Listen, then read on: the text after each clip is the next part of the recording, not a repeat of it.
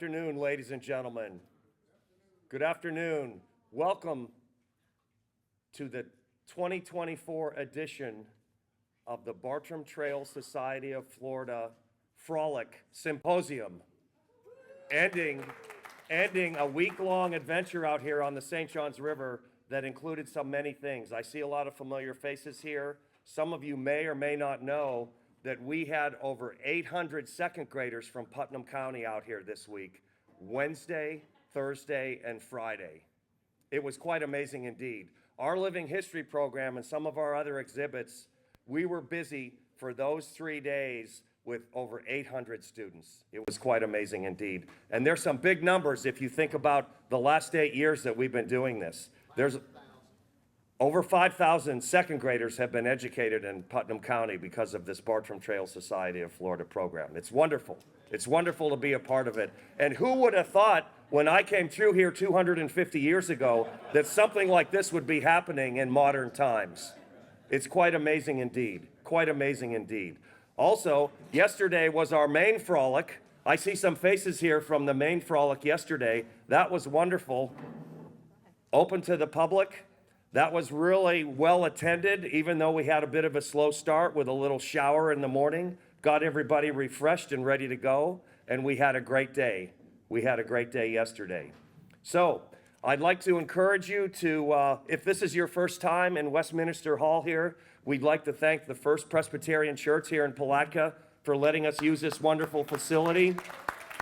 Amazing place. Also, I'd like to recognize the volunteers that pulled all this together today. Amazing behind-the-scenes work. I can't even mention all the names because I know I would forget somebody, but they do a great job every year. A great job every year at the First Presbyterian Church here at Westminster Hall. Those of you that have not been here before, restrooms are down that hallway there. That's very important to know where that is. Also, if you haven't figured it out, there's quite a buffet behind you here. And I might say it's very smartly directed, put together with amazing natural resource specimens there. You'll see a bobcat, maybe an otter. I know there's an alligator back there, so just watch where you put your hands. So, pardon me? We ate the tail. Oh, you ate the tail. Okay. Very delicious, very delicious. So, again, I'm just the opening master of ceremony here a little bit today. Once again, I'd like to welcome everybody here. You are in for some quite amazing presentations today. You're in the right place if you're looking to learn something about Bartram. Our first speaker is one of my best friends in the whole world. This guy, without this gentleman, there would be no Bartram Trail Society of Florida. When you think about the St. Johns River, you have to think about this man, Mr. Sam Carr, another great American. He's going to start off with his presentation this afternoon. Let's give him a round of applause.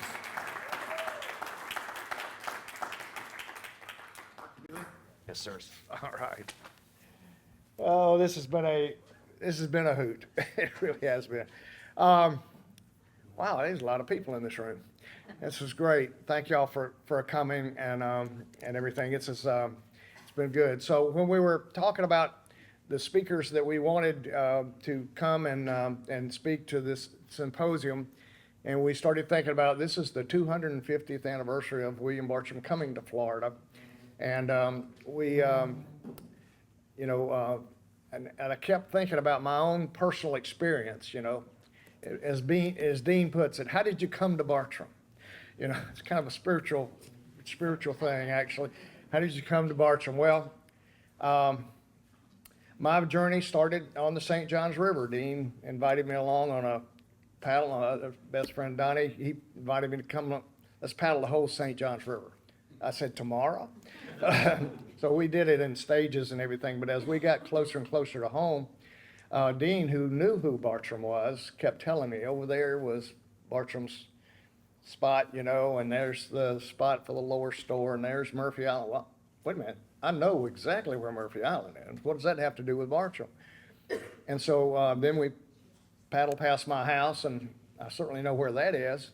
And I know where Dunn's Creek is, and I know where Palatka is. And so I said, I probably ought to check this out. So we started reading it and everything. And I was a member of the Putnam County Waterways Committee here. And the commissioner Nancy Harris, we had a question come up, say, did anything famous happen in the riverfront in Palatka? And so I said, yeah. A guy named William Bartram wrote America's first literary masterpiece, stopped over here, and it's in the book. And so she was intrigued by that, and so she decided to make me the chairman of the Bartram Trail Committee for Putnam County. And so that's how all this thing got started. But never in my wildest dreams did I would think we would be standing here today and doing this. And what happened to us during that whole venture is that Bartram's character started growing in us, and the things that were important to him became important to us. And then one person after another person started falling in line, and it just, as Nancy Harris says, she said, Sam, this was just meant to be. And that's the way I feel about it to this very day. It was just absolutely meant to be. So I said, okay, I don't know of anybody who can tell that story other than me. So you have to excuse me for taking one of the speaker spots. But before I die, I want to tell this story. Okay. All right. And we're celebrating William Bartram's 250th anniversary coming to Florida. And I kind of want to walk you down through getting him here to town. And then we'll talk about what happened once he got to town, left, wrote his book. Dean and I started paddling. Ken Mahaffey he was ahead of us by 10 years. And with his Bartram efforts and stuff like that. So let's do that. This is the quintessential Peel portrait of Bartram. It's the one that everybody shows, so I had to show it too. And there's some details there that I'm not going to repeat to you. But in 1765, John Bartram got his son Billy. John was the king's botanist, and he said, Billy, come on, go with me. I need a picture taker. So sure enough, they got in the boat, got to St. Augustine. He got sick. They got well. He got in a boat, and here they go in a bateau. Everybody knows what a bateau is. Even if you don't know what a bateau is, you do. It's the same boat that George Washington paddled across the Delaware. That's the one. And so they took that boat all the way down to actually below Sanford and back. A trip lasted about 2.5 months and was over 500 miles paddling on the St. Johns River. Interesting. That's how Billy got to learn about this place. Then he came back in 1774, and that's what we're celebrating now. It's the 250th anniversary of him coming to town. And he came here, and Dr. Fothergill over at the Royal Society of London, and also a friend of John Bartram's, and also a friend of Benjamin Franklin's, said, hey, Billy, I'll give you a job. I want you to go down there and find me every flower you can. I'm also interested in turtles. I'm also interested in fish. I'm also interested in birds. Go send me a report. And so sure enough, that's what Billy was commissioned to come down here. And that's what Bartram Travels, the book, is written about, is that 1774 trip. It's 2,500 miles. So that's who we're talking about here. As we're talking about Bartram coming here 250 years ago, let's see what Bartram has to say about this trip, okay? So this is the introduction to Travels. And it's really significant to see exactly what he says. And as the introduction to travel, he says, the attention of a traveler should be particularly tuned, in the first place, to the various works of nature. Now, just that sentence says a lot. It means a lot to me. To mark the distinctions of the climates he may explore, and to offer such useful observations on different productions as may occur. Then the true writing style of Billy Bartram takes over, and he says a whole lot of other stuff. But what matters is what he said there at the beginning. Those are the first words in the book of Travels. They are. So you're starting to get a picture of the heart of William Bartram. So he goes on in his introduction, and he says, from the advantages the journalist enjoyed under his father, John Bartram, the botanist to the King of Great Britain and Fellow of the Royal Society, it is hoped that his labors will present new as well as useful information to the botanist and the zoologist. So he's giving credit to his dad, and he's also giving credit to Dr. Fothergill, who's sending them checks, right? This is another Peel drawing of, this is actually a drawing, everybody thinks this is William Bartram, it's not, it's John Bartram. And this was published in a magazine in the late 1800s. So that's what that is. But again, you're starting to see the heart of Bartram here. Why did he go on this venture? Well, he's telling you that. Then he gets into one of his most famous quotes. Again, this is all in the introduction to Bartram. He says, "This world is a glorious apartment of the boundless palace of the sovereign Creator. It's furnished with an infinite variety of animated scenes, inexpressibly beautiful and pleasing, equally free to the inspection and enjoyment of all his creatures." Wow. That sounds like poetry almost. I mean, it really is. But again, you're starting to see the real heart of William Bartram. So when you ask why did he come and why did he do this, those are the words in his book. And sometimes when you get into his book, and that's why I made that script there real small, because man alive, you sit there and you read quotes like that, and all of a sudden, whew, where'd Billy go? You know, he's off in this, that, and the other direction, and all because he was writing in the King's English, and not only that, he didn't know really how to use commas and periods very well. And so it's a difficult book to read. It really is a difficult book to read. But when you sit down, and especially here in Palatka on the St. Johns River, when you read those pages in Travels, it starts to come alive, and it starts to mean more and more and more. So let's get even more personal with this. So we were just down at Mount Royal. Who was down there with us? Some of the folks, I see y'all here. And our friend Pete Ackerman he's a Quaker friend as well, and he takes great pride in owning to this the place down in Royal. He always comes out and he always reads Bartram's prayer to us from the top of Mount Royal on Sundays and all. And so he starts out on top of Mount Royal at daybreak, and he says, "Ye vigilant and faithful servants of the Most High, ye who worship the Creator morning, noon, and eve, in simplicity of heart, I haste to join the universal anthem. My heart and voice unite with yours in sincere homage to the great Creator, the universal sovereign." Are any birds out there? He's talking about the birds at daybreak. What happens? They start singing their song to the great Creator. That's exactly what he's looking at it for. And then he goes on, he says, "And although I'm sensible that my service cannot increase or diminish thy glory, yet it is pleasing to thy servant to be permitted to sound thy praise, O sovereign Lord. We know that thou art alone perfect and worthy to be worshipped, O universal Father. Look down upon us, and we beseech thee with an eye of pity and composition, and grant that universal peace and love may prevail in the earth, even that divine harmony which fills the heavens, thy glorious habitation." Now, us Christians, that means a lot. It does. And if you're a lover of God, it ought to mean a lot too. But William Bartram was connected. He could figure this out. And I always call him, America's first hippie, because that peace and love thing there. And so to this very day, I sign all of my salutations are peace and love, WB, because it means something. It means something. It meant something to him, and it means something to me.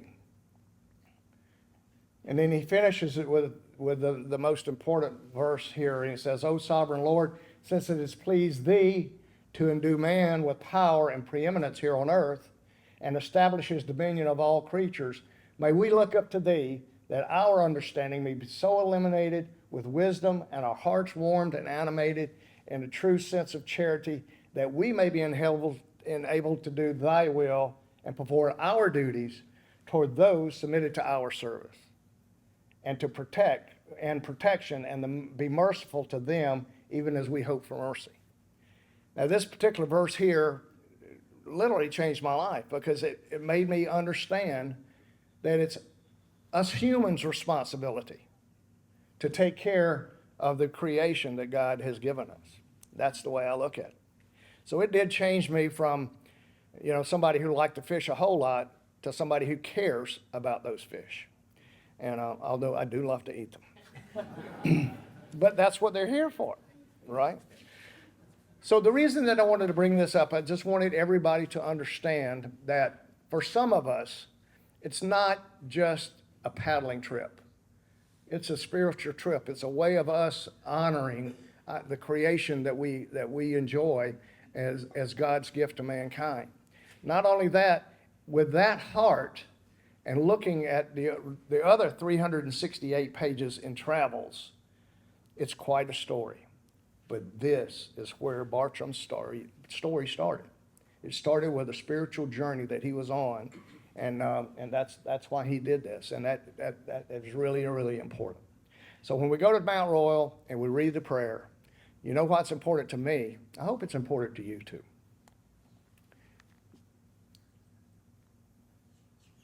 So, how did it get here?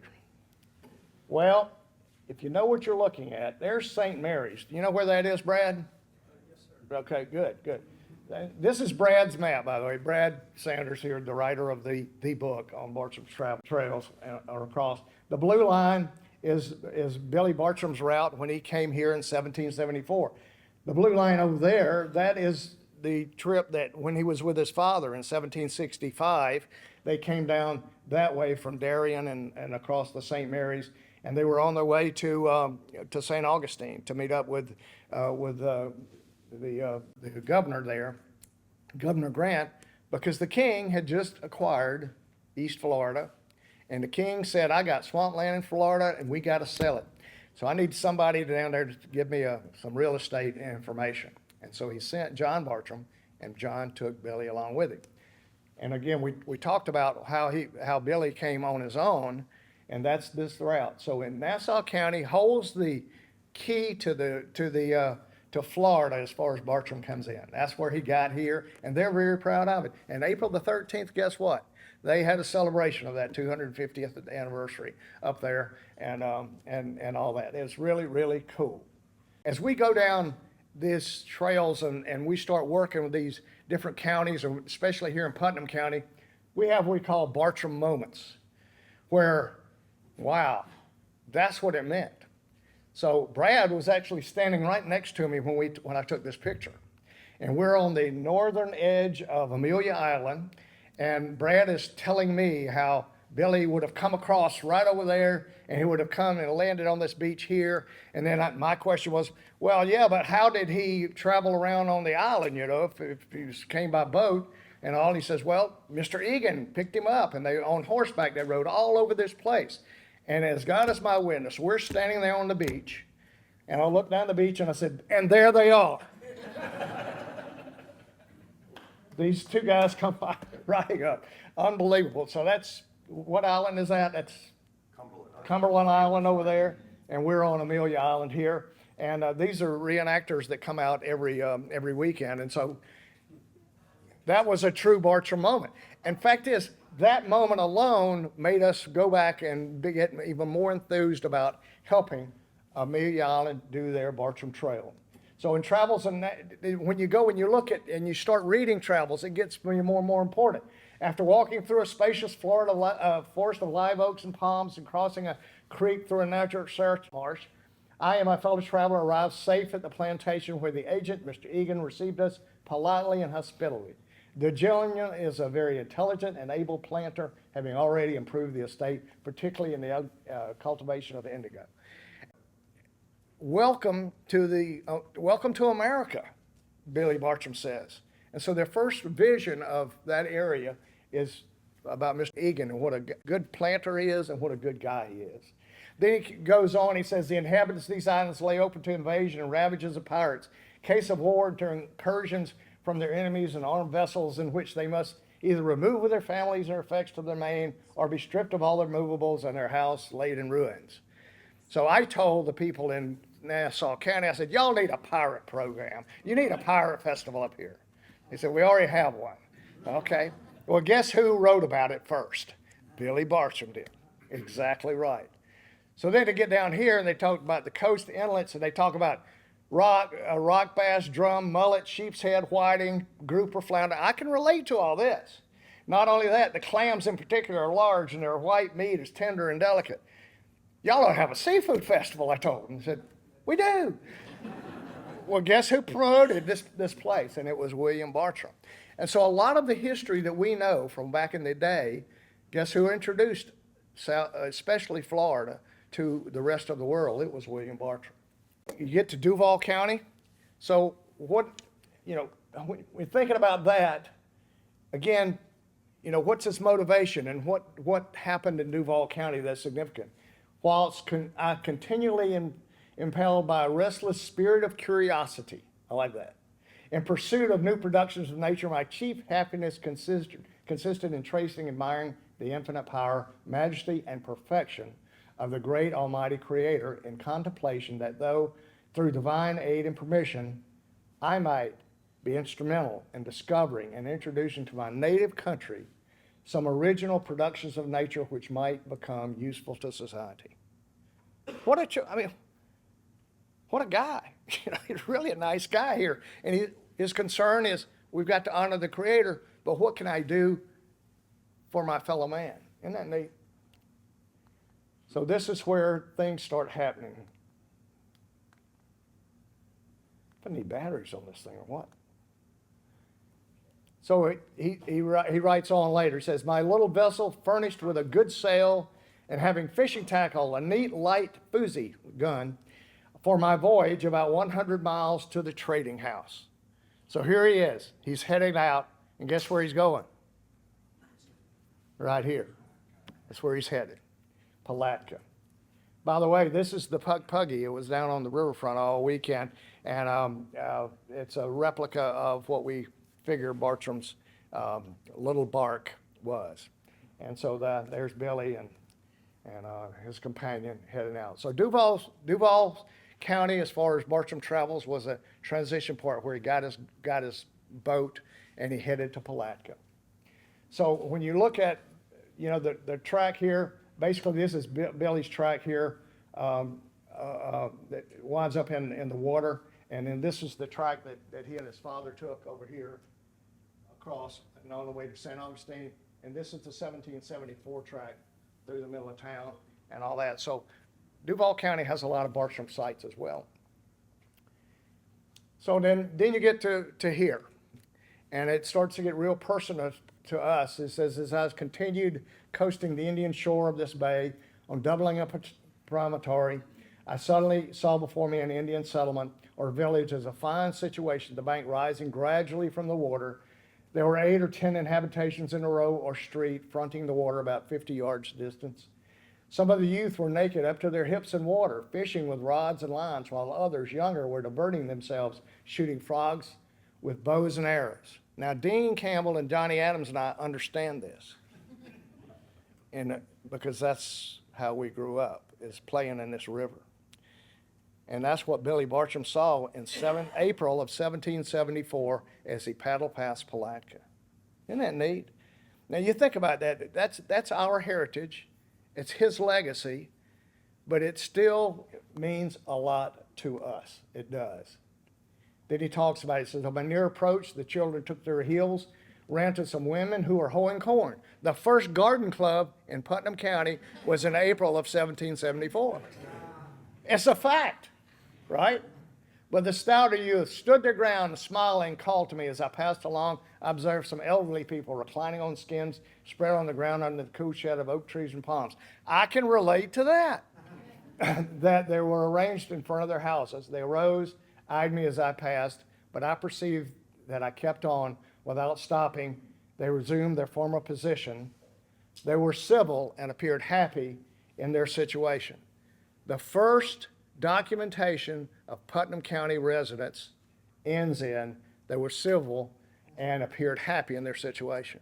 I hope you're proud, because really, what a neat heritage that is for us. It really is.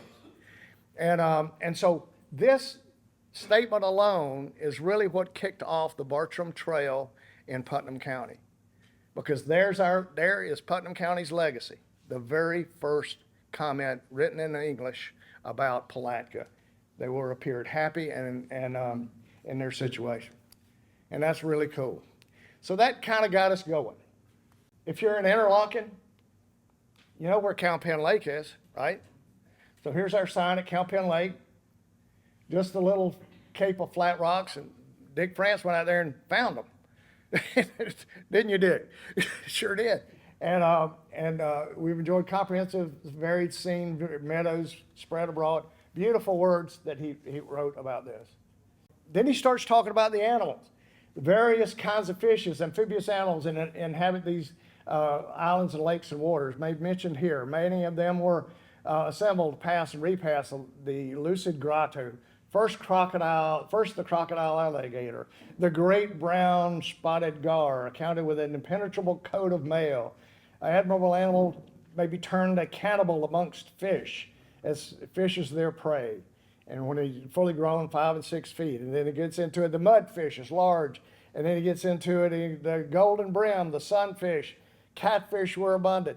The red-bellied brim, the silver or white brim, the great yellow and black, blue. He had named them all. Not only he drew, you can see some of his drawings are here in the room with us. So that's what Cowpen Lake's famous for. All the stuff in that lake. It's really cool. So then we started looking for things.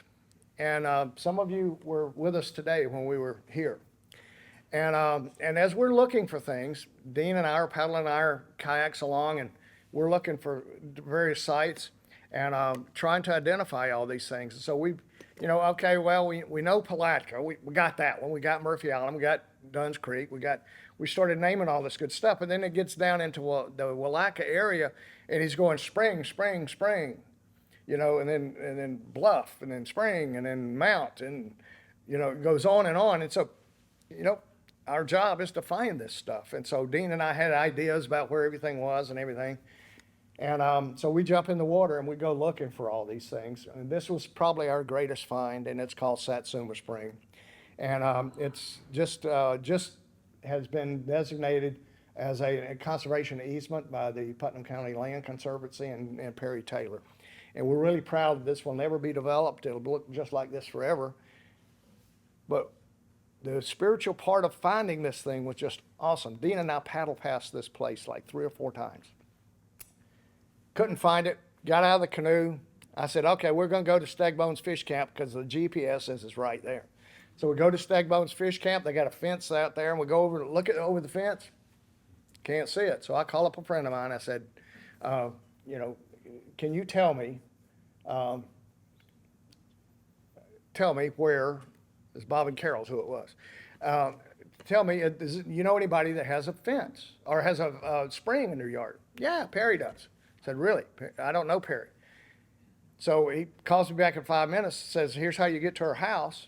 On your way out of Stegbones, just turn right, and she'll meet you there. And she did. And so within 5 minutes of when we couldn't find Satsuma Spring, walks Perry Taylor, and she takes us down here, and we're looking at it. And then to read Bartram's description of this place was remarkable.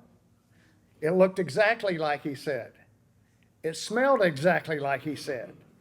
He called it, and he talked about the offensive taste of the water. And he talked about how it looked like somebody poured milk in the water because it had white haze around the things and all. Turns out that it was the sulfur algae there. So this was the kind of stuff that we did just over and over and over again. It was really, really a remarkable trip that we did. So we created the Bartram Trail in Putnam County, and we created these wonderful kiosks that tell the story. So there's 3 of these things. There's one on the riverfront in Palatka. You need to start there. The next thing I'd do is ride around to Stokes Landing. That's where the lower store was, and that's where the kiosk that tells the lower store story is there. This is the Stokes Landing store, and these are the artifacts that actually are at the Natural History Museum over in Gainesville. And we even found a Spanish map that was of the place there.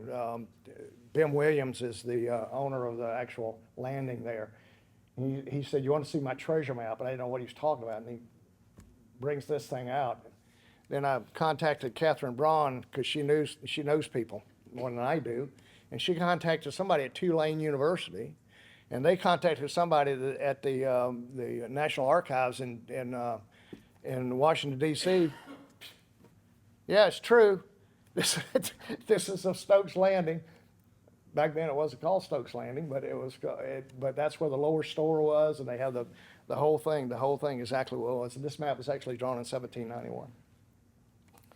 And another really great find. And then this is Willaca, and here we have the Mount Royal thing. We tell the alligator story, the Watula story, and all that. So that's how we created it here. Then we said we got to celebrate things. So there's a Bartram band, and here they are. And then Bartram songs started to be written and so forth. So this is the first performance of the Bartram band. There you are, Bill. And then the Bartram Trail Conference came to town. And these are all Bartram scholars: Thomas Halleck, Charlotte Porter, Catherine Braun. I'm not one, but and there's what's his name? Yeah, Kreider. Dale Kreider right there, Dean, myself, and Nancy Harris. And this is when they all came to town to verify that what we thought we had, we had. And we even had an outdoor movie. And that is where Douglas Law Building is now. We put a screen up there and had outdoor movies for that festival that time. It was really, really neat. And so the first outdoor theater on the riverfront happened right here. And then we even had an art show, and they came in and they did this. This is a chalk drawing of the Long Warrior. Then we started inviting paddlers to town. This is the Paddle Florida trip that went from Salt Springs all the way to Palatka. Took them 4 days, and they had a bunch of boats. It was really something. This is actually one of our organization meetings. You'll see Dick France there in the thing, and Yvonne Parrish and me and all kind of us are in there. And so the county really was able to incorporate us in that stuff. And then we had the 2015 Bartram Trail Conference, which Andrea Wolf came and spoke. I didn't know who Andrea Wolf was until she spoke. And so she's written a book, The Brother Gardeners. And it's all about our presidents and their brothers across the ocean and how interested they were in plants and everything like that. It was a great conference, but that's what we did. Then Dean and I started getting invited to do presentations. This is the Matheson Museum over in Gainesville. And they had drawn the entire St. Johns River in that building. It had a diorama of the St. Johns River at the building. And so part of that was the Bartram Trail. And so they invited us to talk there. And then, of course, thank you, BJ. We wouldn't be having a meeting if we didn't have somebody who could put a table together like BJ does. This was at our very first symposium that she did this, and amazing work that she does. This is my favorite Bartram Trail marker, and does anybody know where this is? Can you read it? Yeah. Drayton Island, right. And that post had been out there, and I'd seen it for years. Every time I'd gone past Drayton Island, I said, "No wonder why that post is out there." Well, it was there because we needed to put that sign on it. And so we actually did, and I hope it's still there. I haven't seen it in a few years, but we need to be sure it's done. So that was the kind of stuff we did. That's on the west side of Drayton Island. Yeah. South end of Drayton Island, right. Right. There's a really nice house right in front of it. This is Bim Wilson, who, when we first paddled over to the Spalding's Lower Store, Bim Wilson came out there, and I said, mind if we pull our kayaks up? We'd like to see the area. He says, well, I won't shoot you today if you be nice. And so we got into a relationship with Bim. And what Bim would do is he was there when University of Florida came over and actually excavated the lower store. And so he had artifacts. So every time I'd go to see him, he'd hand me a musket butt, or he'd hand me a brass key for a watch or for a clock and stuff like that, and Indian shards and those kind of things. So he was a great guy. He was. So while we're doing this, we put together this chart. And how do these things happen? Well, these are the organizations that helped us out. The Bartram Trail Conference, Natural History Museum in London helped us out. Ken and Janice went over there and had a letter from Nancy Harris saying, we want our Bartram stuff back. And guess what? They gave us a lot of it back. They sure did. That's where those prints came from. The Florida Humanities Council helped us out with a huge grant. The University of Florida Natural History Museum helped us out with information. We went over there and we actually got to see all the stuff that they had, that they had there, and this is some of it that they had on display there from the lower store. The Library of Congress, I told you, got us some mappage and everything. Putnam County Historical Society really did help us out. They went alongside us. We didn't have a bank account, so we used the Historical Society to apply for grants and stuff like that. The University of North Florida, and what's that professor's name up there? Daniel Schaefer, yeah, he helped us out a lot. He already had compiled all this information and had it on the internet, so we were able to use it. The Philadelphia Historical Society helped out through our scholars and information. St. John's Water Management gave us free reign to all their lands, and Florida Power and Light as well. And then the scholars that helped us out with Charlotte Porter wrote the book called The Teacher's Guide to William Bartram.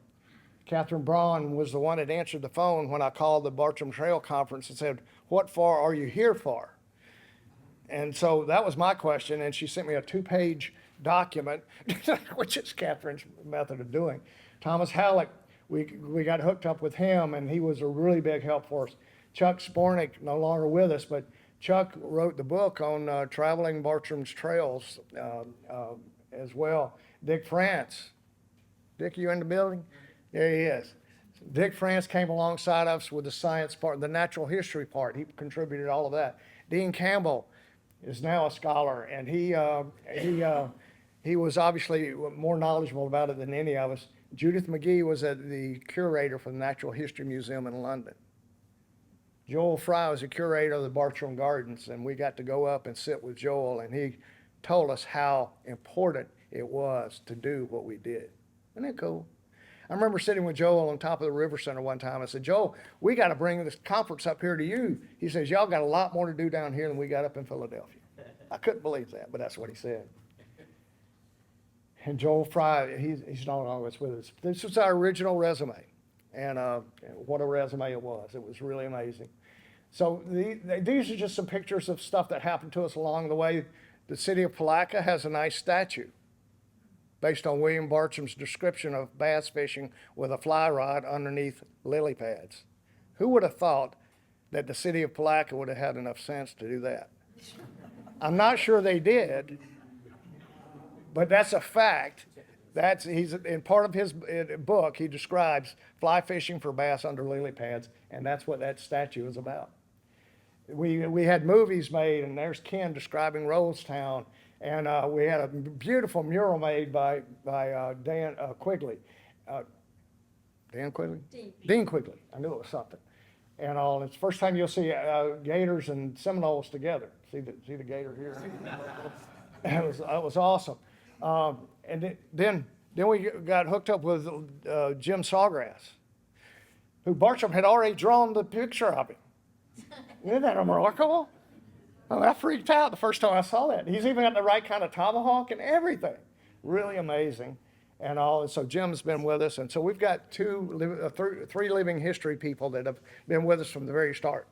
Billy Bartram, Job Wiggins is Robert Wilson. There he is right there. And Jim Sawgrass he's off to his next gig and out there. But these people have been the center of what we do with the kids and for all of our activities. So the illustrations, I put this up here just to say that two of the illustrations that, okay, that worked. The rattlesnake's head and the moccasin head, were again given to us. We knew that he drew those while he was here. The rattlesnake story is a great story and all that. But these things were given to us by the Natural History Museum over in London. And they're full-size scans. They're so large you can't really ship them anyway other than through the internet and so forth.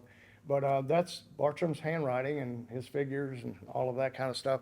And so take a look at this when you go around. You'll see that there are some imperfections.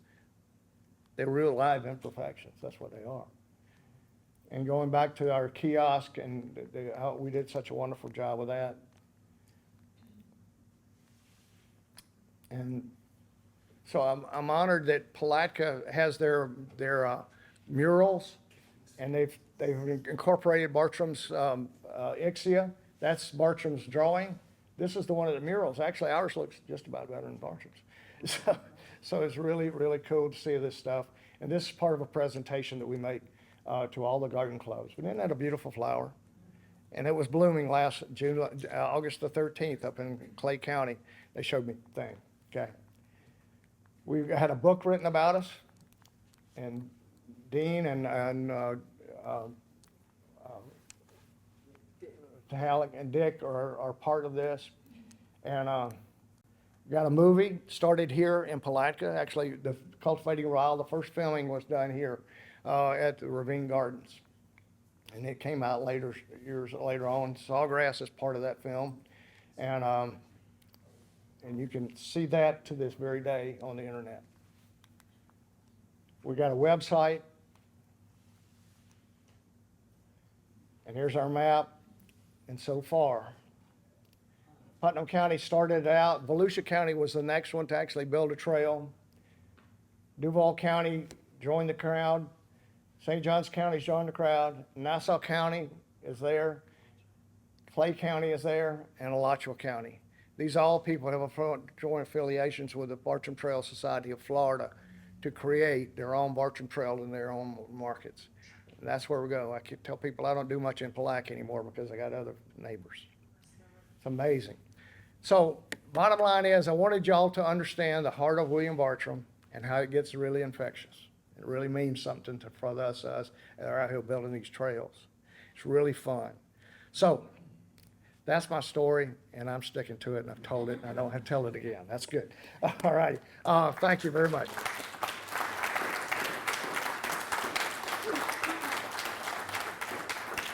So our next speaker is a good friend of mine. If you got your book, you can read a little bit about him, Christopher Robinson.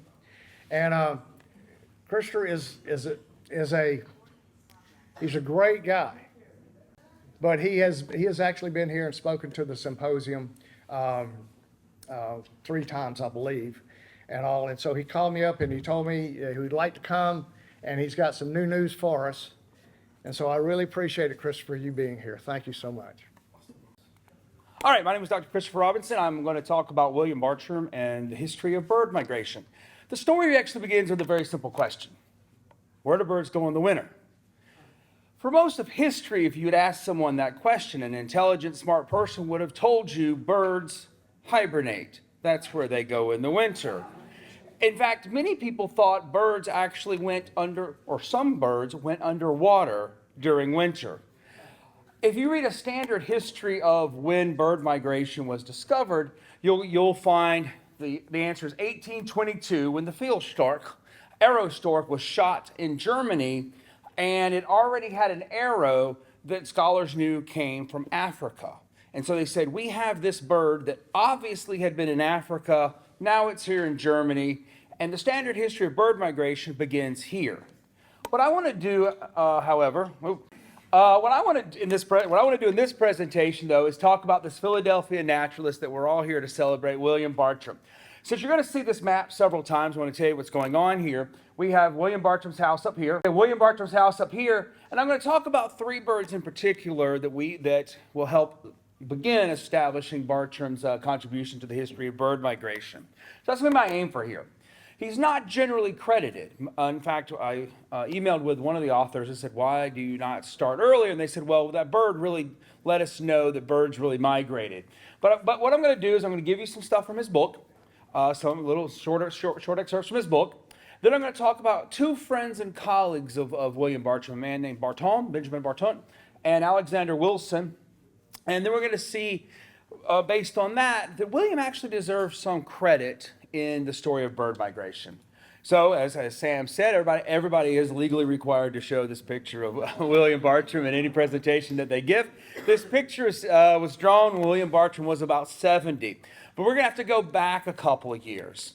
Because when William Bartram was in his mid-30s, he actually took a trip all over the Southeast. This is the famous trip that Sam's already alluded to, that he writes about in the Travels. But he, in his mid-30s, all of these signs represent where there is a a location or often a historical marker related to William Bartram. So he's going to come down here to Philadelphia, tour all over the Southeast.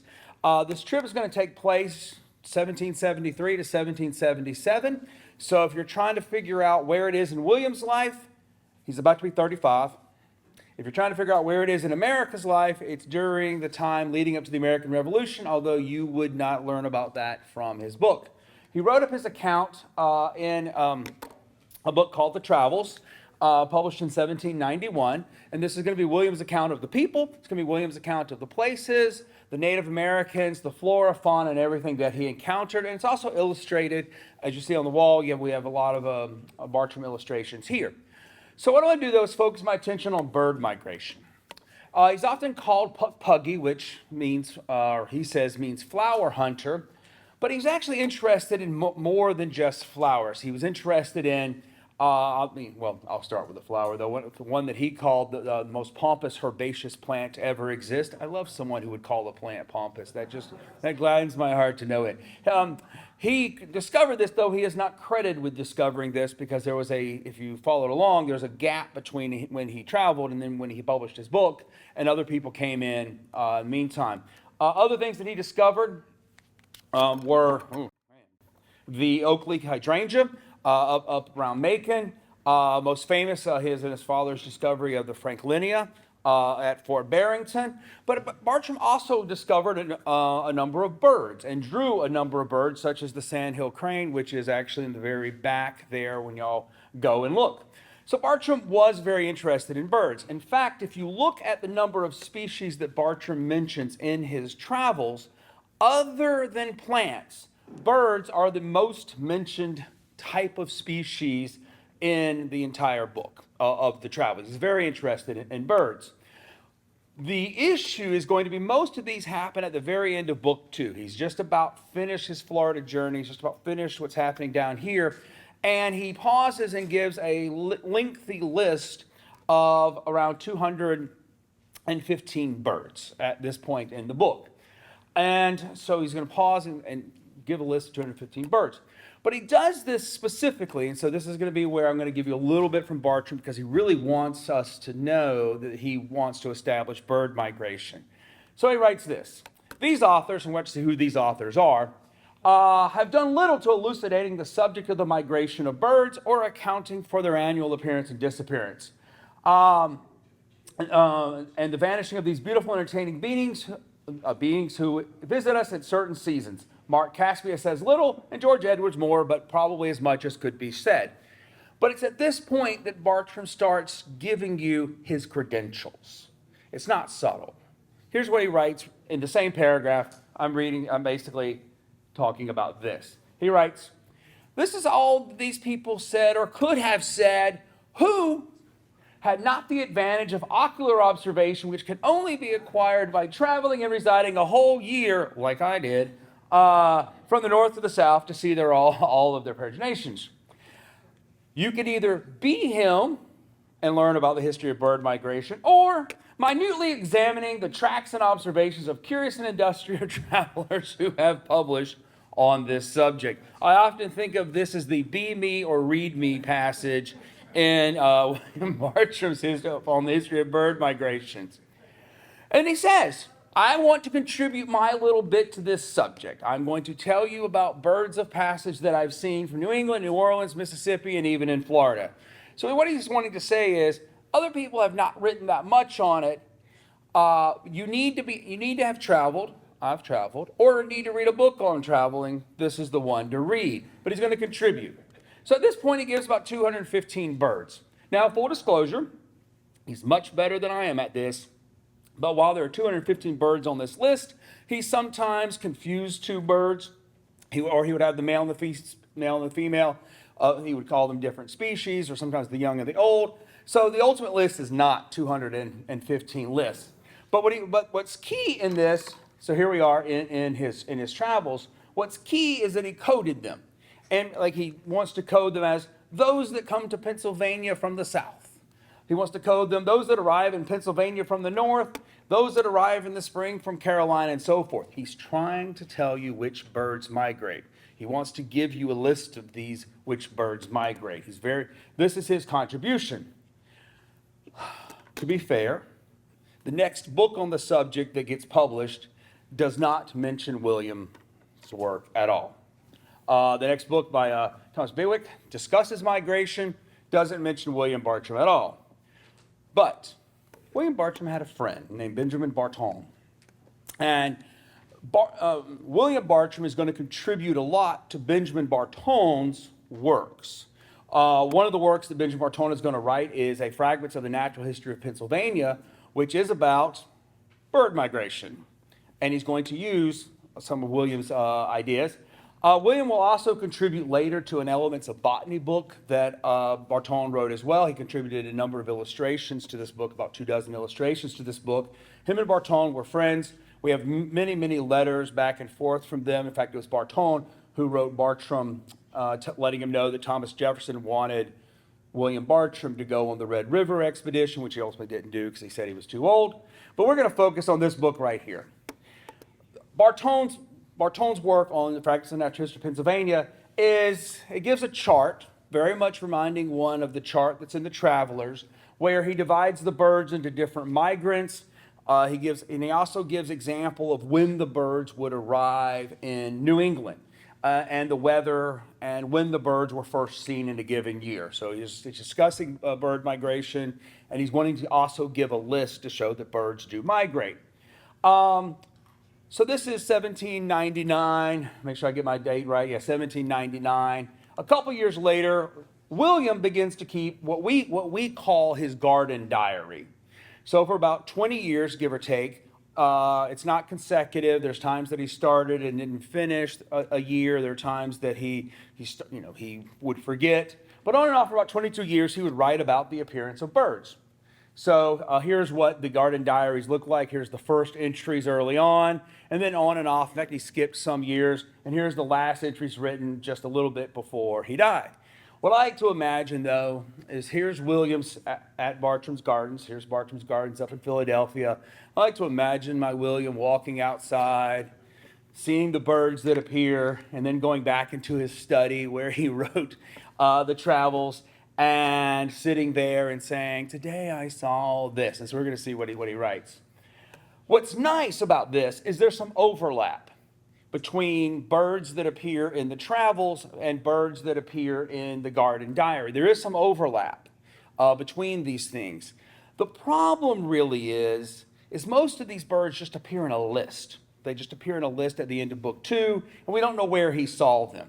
So for example, while he does talk about the eastern kingbird in both the garden diary and in the travels, so here we have kingbird here. I wanted y'all to get the date on that one. Does anyone figure it out? Yeah, it's exactly 218 years ago today. So there you go. He does talk about the kingbird a lot. Here's another mention on April 20th. Anyone know what this one is? It's my boy's birthday. Happy birthday. He also writes about seeing the kingbird on this day. But also what I really like is he talks about the kingbird in the travels, but he just gives it in this list. But he also, in this passage, he talks about the eastern green heron, and it shows up in both places too. And we actually have the eastern green heron back there, one of his drawings. Unfortunately, we don't know where he saw it, which is kind of crucial to the whole point of, do these birds migrate? But there are 3 birds. There are 3 birds that we know where he saw them and when, which is going to be important to the story. The wood thrush down here at Cowpen Lake, at Halfway Pond, Cowpen Lake. We have the woodcock up here in Macon, Georgia at the Okmulgee Indian Mounds. And we have the passenger pigeon over in Savannah. So we know when he saw the passenger pigeon, we know where he was, and then he later tells us he sees it back up in Philadelphia. So what we're going to do is we can correlate and say, okay, you saw it at this place, we can prove you saw the species down at one spot, and you saw it somewhere else. So here's what he says. April 1774, he's headed out west to go to the Payne's Prairie. And then he writes, how harmonious the shrillful, tuneful sounds of the wood thrush. These are not wood thrush in this picture. I feel the need to tell you. And later, back in Philadelphia, on April 26, 1807, he writes, the wood thrush came to town. And Bartram also mentions the wood thrush too. What I'm trying to establish here is there's a pattern that William is going to write about this. Bartram has read William's book, and there's an interplay between Bartram and Bartram. There's about a half dozen mentions of the wood thrush in the Garden Diary, so we can see more examples here. April 26th. I tried to find mentions that were around the time of this conference, but you can see he's mentioning the wood thrush down here as well.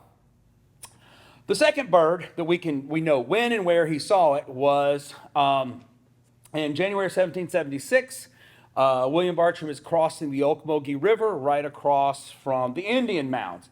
If you go to the Indian Mounds today, it's actually it is a Bartram spot, very extraordinaire. You can know if you're standing in this spot that you are standing where William Bartram would have had to have standing. He writes about this.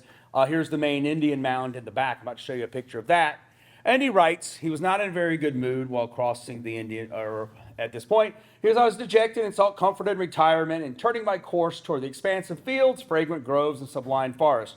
Returning to camp, where I found my companions cheerful and thoughtless. He's not in a very good mood, rather to an extreme. It was still warm, and the woodcock chirping high in the air. Now, technically, at this point in the story, he's across the river. And so a couple weeks ago, I went to try to get a picture from across the river, and this kind of gives the problem. I'm standing on top of the tall mound there, and it's entirely blocked by trees. So when I went to the other side of the river to try to go, I'm going to stand like where he was to get this picture. It didn't work, so my sincerest apologies. But you can see the problem there's making in the background. Most importantly for us, he saw the woodcock there. And later on, he writes about seeing the woodcock back up in his garden diaries. So I got two bird species, not the actual singular bird, that he says I saw in one spot on its migrations, and I saw later. So here we have him talking about seeing, right, the woodcock Scolopax arrived here in March 16th. So we like, okay, this is another bird that we have. And then finally, he's on his way to return home. So he's ending his journey. He's headed back to Philadelphia. And he writes, I was given an invitation to go to Jonathan Bryan's house. Well, we know where Jonathan Bryan's house is because it appears on old maps. So there's Jonathan Bryan's right next to Pipe Maker Creek here in Savannah, Georgia. Unfortunately, Pipe Maker's Creek is exactly today where the Port Authority is. So best picture I can get of this for you. I just happened to fly over it one day and took advantage of this. But we know where he was and when he was. And Bartram writes, after our arrival, several of his servants came with horse loads of wild pigeons, and this is the passenger pigeon that he found. So we got three bird species that he mentions on his trips, and then we can figure out where and when that he was. And here's his mention back home here on 19th of February, 1804. We can trace all of these connections. The final connection in the story, though, is Alexander Wilson here. Alexander Wilson wrote a 9-volume, technically he only wrote 8 because he died before he finished the 9th volume of his book. We'll forgive him that activity. But he is considered by many the founder of American ornithology. And Alexander Wilson and William Bartram were friends. Alexander Wilson sent Bartram drafts of his drawings and said, please critique these things. Alexander Wilson lived for a while even at Bartram's Gardens. There was a real relationship between the two. And Wilson credits the travels, in his book, he credits the travels with the most complete list of birds that had yet appeared, with concise descriptions added in Latin and English of this. He also mentions Bartram regularly. He quotes letters that Bartram wrote him. He mentions Bartram's observations regularly. And he speaks about migration as if it was a settled idea, right? To the philosopher as well as the naturalist and every man of feeling, the matters, migration, and amidst multitudes of birds in this country are subjects of interesting and instructive curiosity. From the 21st of March to the 1st of May, it might be asserted over 100 million birds enter Pennsylvania on their way north. So this is, at this point, and this is a decade prior to the arrow stork over in Germany, migration had fairly much been an established idea. And I think Bartram deserves some credit for this. I think Bartram deserves some credit for establishing the migration of birds. I think he was behind a qualitative shift in thinking with his, if you travel, you can see where these birds were. He corresponded with two prominent naturalists who used his work to establish bird migration. And Wilson, he also wasn't just writing on bird migration, he also influenced, Alexander Wilson became an artist, even drawing some of the birds that are of most interest. Here's the wood thrush, where Bartram records seeing it. Here's the woodcock, where Bartram records seeing it. And the passenger pigeon, where Bartram records seeing it as well. So I feel like there's a nice interconnection with these individuals. Now for us, we know that birds migrate, right? We know the answer to the question, where do birds go in the winter? We can even make range maps for the wood thrush, or we can make range maps for the woodcock. We can't for the passenger pigeon. It's no longer with us. So the passenger pigeon, we don't have its modern range map. But I think if this is correct, if Bartram really does deserve credit for this, we often call him the flower hunter and so forth. I think there's some connections that can be made with organizations such as the Audubon Society. While there was historical weird relation with Audubon and Bartram, because Audubon came down the St. John, or a lot of the St. John's as well, the truth is they have a lot in common, including they drew some of the same birds that appear here in our auditorium. They drew some of the same birds. They had a lot of the same interests, and I think actually William contributed to the history of bird migration. Thank you very much.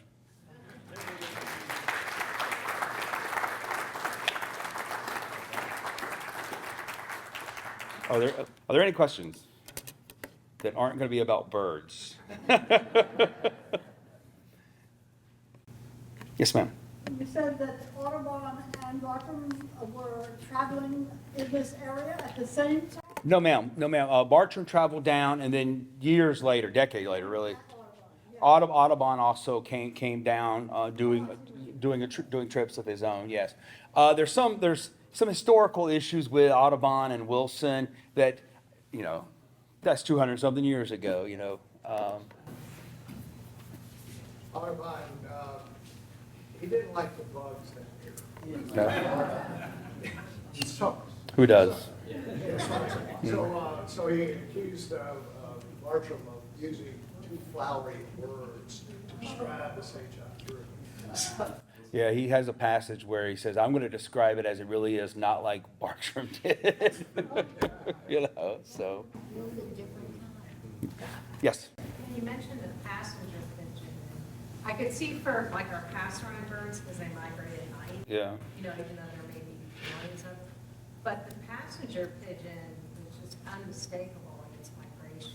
I mean, it could take a day to pass overhead, and it was seasonal. It had very specific nesting areas. So it's kind of surprising, at least with the passenger pigeon, people didn't realize that this was definitely a migratory bird. If you went back to that time and asked them, they would go, well, obviously they hibernate. I mean, it took a while. And I think the idea that Bartram helped establish the qualitative idea, like shifting the idea of all of this, as any scientist will tell you, including myself, like ideas can sometimes get fixed that become hard to challenge. Thank you very much. That was cool. Thank you, Christopher. Really cool. Getting to know these Bartram scholars, everything's been really different for me because, again, I'm a fisherman and kayaker and all, but our next guest is also a kayaker.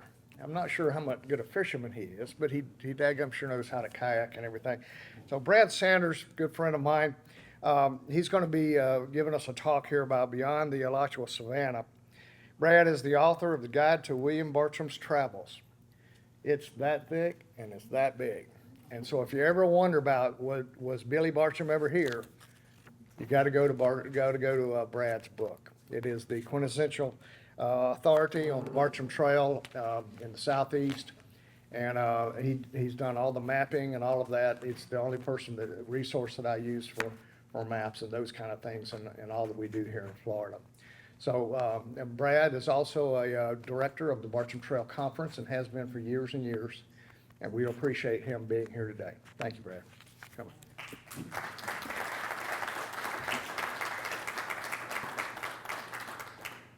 Catherine Braun, who was the president of the Bartram Trail Conference for a number of years, wanted to have the conference in Palatka in 2009.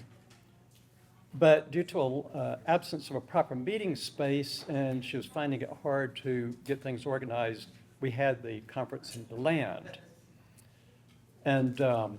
But we did have a conference in Palatka in 2015, and what a difference 6 years makes. I've been involved with the Bartram Trail Society of Florida, even though I'm from Georgia, since Sam, Dean, Janice, Ken, Linda, and numerous others hosted the Bartram Trail Conference in Palatka in 2015. Somewhere between 2009 and 2015, the people of Northeast Florida caught the William Bartram flu, and they have not slowed down since then. I've been impressed and envious of their success in marking the Bartram Trail and engaging the governments and organizations surrounding counties in commemorating William Bartram's travels in Florida. Once Putnam County created the Bartram Trail on the St. Johns River, other counties wanted to get involved in the action. Now, I keep telling Sam that I hope that at some point this fever will cross the St. Mary's River and infect Georgia.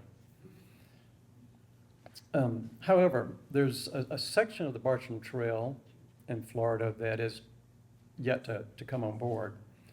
And this is the land beyond Alachua, beyond Gainesville.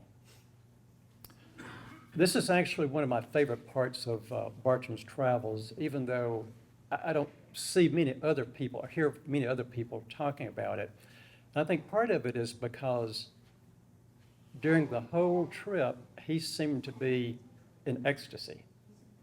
He thought he was in paradise, even though he did say that the Alachua Savannah was his favorite place on earth.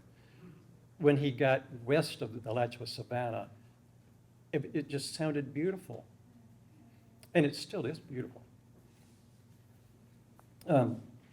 This is some of his most beautiful prose in this section. It includes anecdotes of coach whip snake that traveled along beside him as Bartram's horse rode at a fast clip, a hawk and a snake entwined in a battle of wit and strength, descriptions of the sonorous call of the Florida sandhill crane, sparkling ponds, wind whispering through stands of tall, stately pines, cavernous sinkholes, and he went fishing with Seminole youths on the Suwannee River, and witnessed the solemn ceremonies of the Seminole at the town of Tallahassee, and scenes of horses grazing in lush meadows and tended by a solitary black dog. Indeed, Florida west of Alachua Savannah is very different from the land east of there. And in this section, Bartram seems to be interested, even though he was looking for plants, he seems to have been interested in everything else but plants in this section. Recently, I went to did a little bit of traveling on this section of the Bartram Trail, and I started at Bar Hammock, which is pretty close to where Bartram would have traveled. Alachua County has been really good about buying and protecting properties that are unique habitats. And Bar Hammock is one of their recent, I don't know how recent, within recent years, acquisitions. Bartram returned from Alachua Savannah to the lower store, found that the traders were going further to the Suwannee River. So he got on board. We left the magnificent Savannah and it's delightful. They followed the routes that are already marked to the Alachua Savannah, so I'm starting in Gainesville, Georgia. Gainesville, Florida, I'm sorry. Gainesville, Florida. We left the magnificent Savannah and its delightful groves, passing through a level, open, airy pine forest. The stately trees scatteringly planted by nature, arising straight and erect from the green carpet, embellished with various grasses and flowering plants, and gradually ascending the sandhills, soon came into the trading path to Tallahassee, which is generally, excepting a few deviations, the old Spanish highway to St. Mark's. Well, we have a map, and it's going to show us exactly where he traveled. Not, as my students would say. Here is Payne's Prairie, Micanopy. Here's a trail that Bartram would have followed. They left the store at Payne's Prairie and would have come this way, and at the edge of the Arredondo Grant would have entered into the trail to St. Mark's. And you can see, just like many maps of the time, let's just draw a line from here to there. Because what is there in between there? Well, sparkling ponds, meadows, savannas, creeks, sinkholes.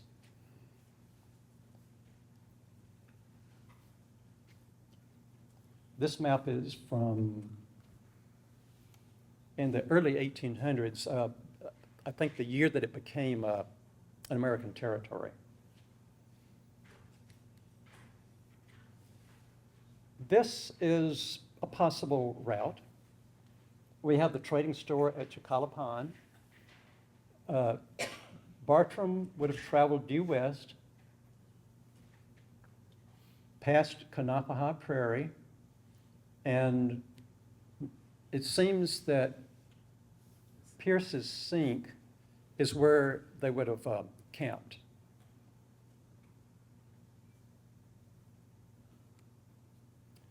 At about 5 miles distance beyond the Great Savannah, we came to camp late in the evening under a little grove of live oaks, just by a group of shelly rocks on the banks of a beautiful little lake, partly environed by meadows. The rocks, as usual in these regions, partly encircled a spacious sink or grotto, which communicates with the waters of the lake. The waters of the grotto are perfectly transparent, cool and pleasant, and well replenished with fish. This is a Google Earth view of Pearson's Sink, and I know that Alachua County was trying to purchase it, but I don't know if they have done so yet or not. But we see here the grotto, and this is the beautiful lake, and it seems likely that this is where they would have encamped on their way west.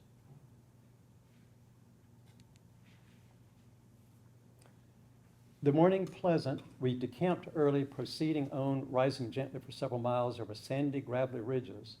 We find ourselves in an elevated, high, open, airy region, somewhat rocky on the backs of the ridges, and presents to view on every side the most dreary, solitary desert waste I had ever beheld.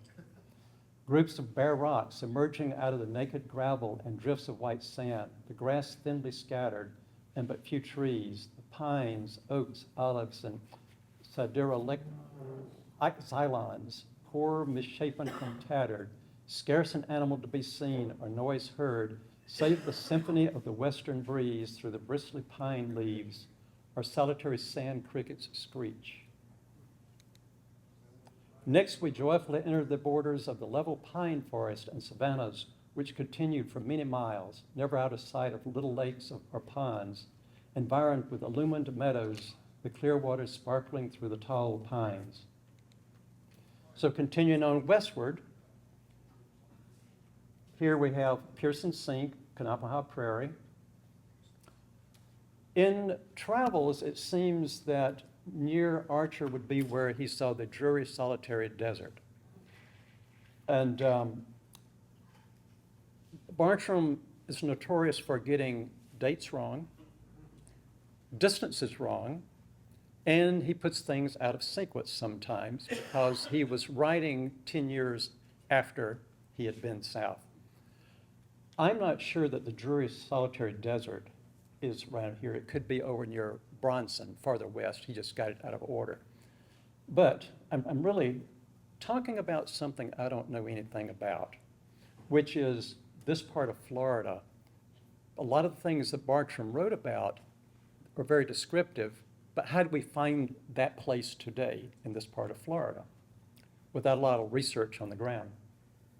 And here we have the little lakes or ponds. And you'll notice this is Watermelon Pond Wildlife and Environmental area, I think it's the full name. In the 1940s, Francis Harper researched the Bartram Trail, and he came up with the idea that he thought the Watermelon Pond fit Bartram's descriptions of where he was traveling.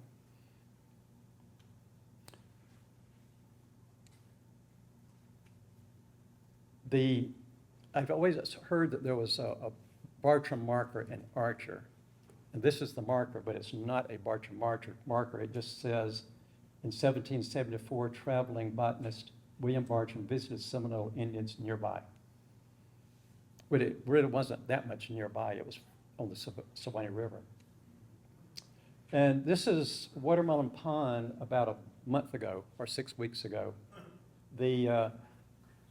Well, not the Watermelon Pond, but the whole area of ponds is called the Watermelon Pond area. And there's water when it's really wet, there's hurricanes certain times of the year, and other times of the year there's not much water. And it had just been burned, so it was really kind of interesting to be there that day. Next morning we arose early and proceeding gradually descended again and continued many miles along a flat level country over delightful green savannas, decorated with hammocks or islets of dark groves. We next entered a vast forest of the most stately pine trees that can be imagined, planted by nature at a moderate distance on a level, grassy plain enameled with a variety of flowering shrubs. And I imagine what he's describing here is a longleaf pine wiregrass forest.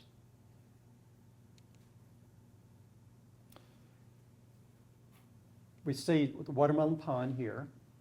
Bartram would have traveled possibly this way. Here are the cavities and sinks. And he called the area around Long Pond the fields of Capola, as if everybody knew what it was.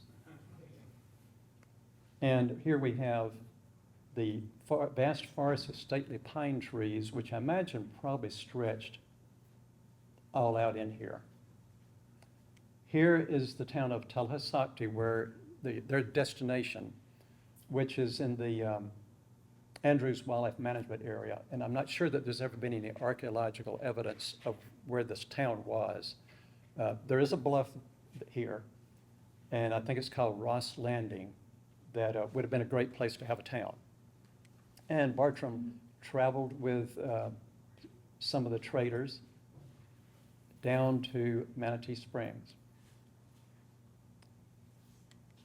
So here we have the vast forest of most stately pines as it appears today.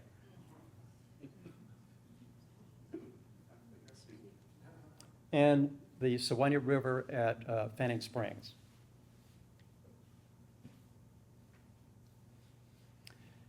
It is amazing and almost incredible what troops and bands of fish and other water inhabitants are now in sight, all peaceable in what variety of gay colors and forms, continually ascending and descending, roving and figuring against one another, yet every tribe associating separately. We now ascend the crystal stream, the current swift, we enter the grand fountain, the expansive circular basin, the source of which arises from under the bases of the high woodland hills, near half encircling it. The ebullition is astonishing and continual, though its greatest force or fury intermits regularly for the space of 30 seconds of time. And he's talking about Manatee Springs. And what he's saying is that the spring bowl rose up higher than the surface of the surrounding water, which it doesn't do today, probably to do with drawing water from the water table, and has depleted the water that used to come rushing up out of the ground.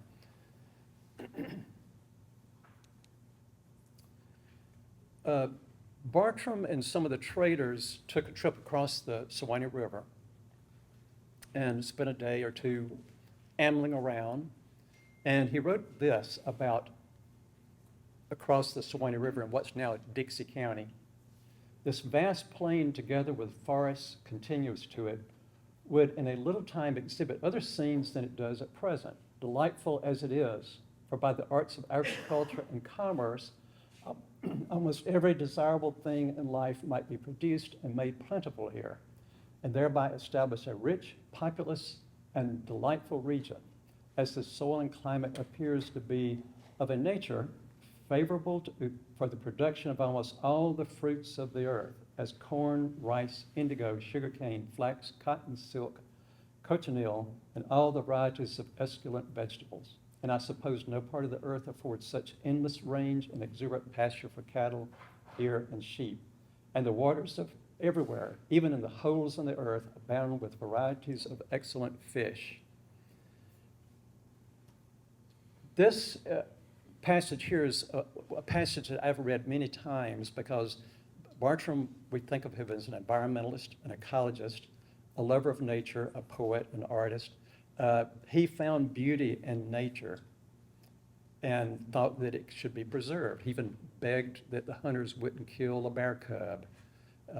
And he thought that when they dashed the brains out of a baby wolf pups, that was barbarous behavior.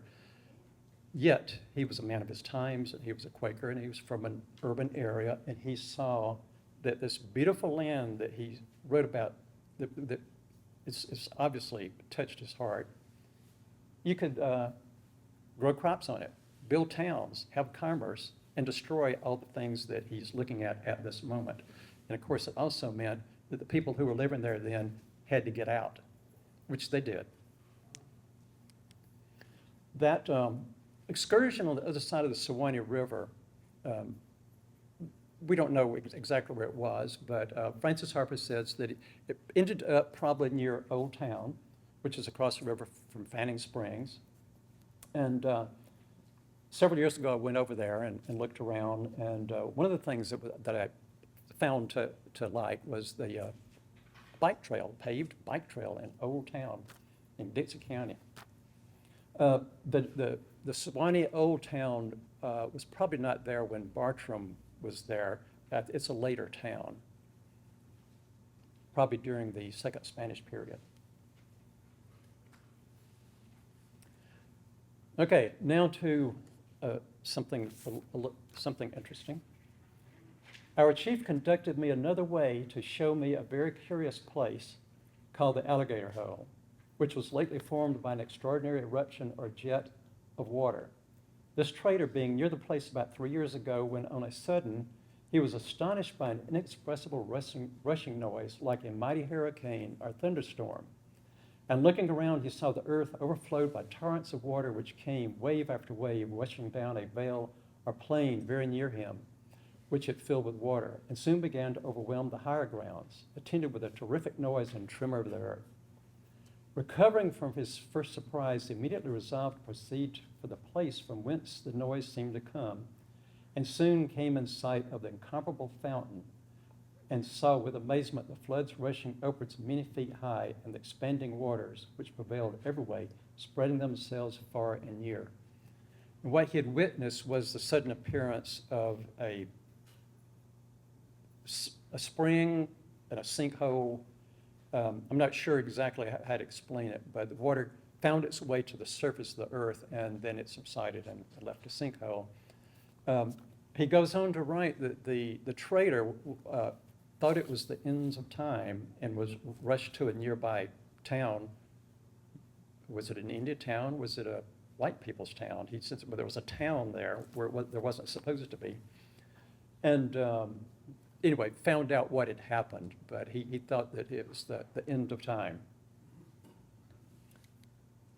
Now, I've never seen the Alligator Hole, and this is William Bartram's drawing of it with an alligator. And Francis Harper deduced where it would probably is just north of Newberry by looking at this drawing and looking at a sinkhole just north of Newberry. And that could be it, but there are a lot of sinkholes in Levy County. It could be another place. I mean, considering that they would have had to travel 20 miles to get to this sinkhole and then back down to the Long Pond, that's more than a day's journey. It could be that Bartram left out some of the story. I happened upon this on the interwebs. sinkholes in the western part of Alachua County, southern part of Gilchrist County, and in Levy County. And you can see that the most concentrated of sinkholes is around Chiefland, and then again up in here. Bartram's route would have not taken him through any of these recorded sinkholes. Maybe most of what his experience with sinkholes is because he talked about descending into one and getting fresh water. He talked about banging a stick on the ground and then the earth falling out under him, and there was a sinkhole he could have fallen into. It could be that he had a lot of experience with sinkholes in the area around Chiefland, but you can also see there might be other sinkholes that are just not marked, haven't been researched or cataloged, whatever it is this map shows. But an interesting thing about this map is look at the terrain over here where all the little ponds and lakes are. And he talks about descending into level savanna, longleaf pine, wiregrass. So hilly, hilly, hilly, hilly, and suddenly around Bronson, it gets flat. Okay, like I said, I'm talking about something I don't know anything about. Here's my take and Francis Harper's take on William Bartram's route. Here's the alligator hole. Here's the place where he wrote rhapsodically about, it's a place where you can have towns and commerce and agriculture. Here's the vast forest of stately pines. And this is what we want. We want a discrete line, and everybody wants to know, did William Bartram come through my backyard in Chiefland? And, well, he may have, but this is the best we can do.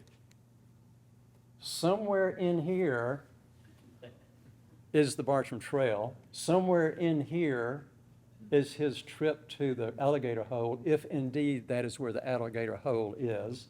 Somewhere in here is where he traveled on the other side of the Suwannee River. That's why the Bartram Trail Conference has a corridor. It's a trail, and everybody wants to know, where is the damn trail? And we can come up with a 25-mile width that somewhere in there, sometimes it's anybody's guess. Sometimes there's a lot to see in that 25 miles. So this is why I did this, is here's the Bartram Trail. And everything in there can be the Bartram Trail. And that's it. Thank you very much.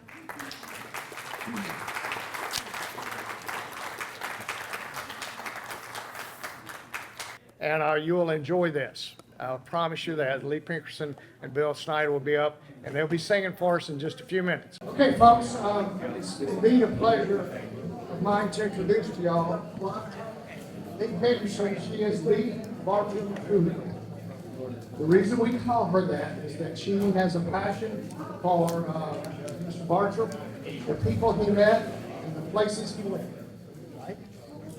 And so Lee and I have been on an adventurous journey in the past year from the standpoint of we are now doing visits. So April the 13th, we were at Nassau County, where we celebrate the 250th anniversary of Vincent Bartram showing up in Nassau County, which will be one of our Bartram trails. The week after that was the 20th, and that's also Billy Bartram's birthday. We were in Clay County celebrating the 250th anniversary of William Bartram coming to Clay County. Today, we're celebrating the 250th anniversary of William Bartram coming to Putnam County. And next weekend, we're going to go over to Talladega, Alachua Savannah, and we'll be celebrating there. And so Lee has done her homework, and she has created some unique Bartram songs in memory of Mr. Bartram. So we want to thank you, Lee, for being here, and Bill, and together they're called Harry Buffalo, and listen up, especially listen to the words. Music. When William Bartram was here in Palatka at the trading post, and he journeyed with the traders across to Payne's Prairie. It was called Cuskawilla was the name of the Indian village, and Payne's Prairie was called the Alachua Savannah.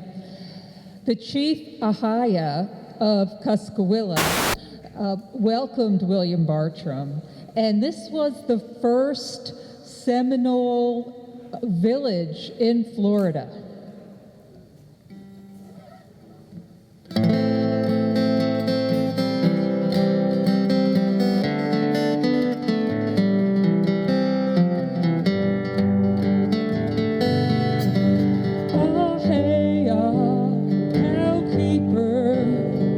Cheerful chief of Cuskawilla shakes their arms in greeting, receives the traders well. Pass the pipe around, sip upon the thin drink, talk about a treaty, and there's more news to tell. Please welcome William Bartram, who studies the savannah, gathering the plants that grow upon your land. Ahaya salutes him with the name of Huggy, meaning flower hunter, and a member of his band. With peace and plenty, all safe and sound. Deer, bear, cats, wolves, and horses abound. Deer skins are Indian money. Bees in the orange groves make honey. Free as birds, they have no fears. Those were the golden years at Cuskawilla.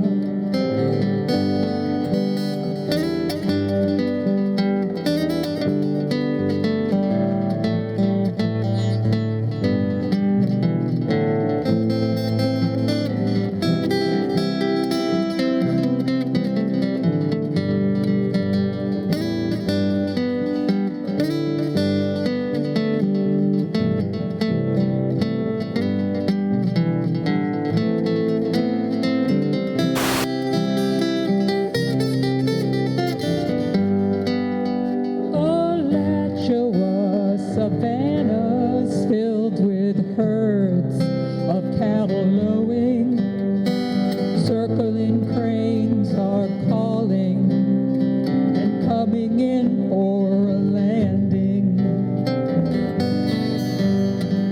Bartram and the traders are on the rim and camping in this divine creation of nature's manifestation. With peace and plenty, all safe and sound. Deer, bear, cats, wolves, and horses abound. Deer skins are Indian money. Bees in the orange groves make honey. Free as birds, they have no fears. Those were the golden years at Cuskawilla. Free as birds, they have no fears. Those were the golden years at Cuskawilla.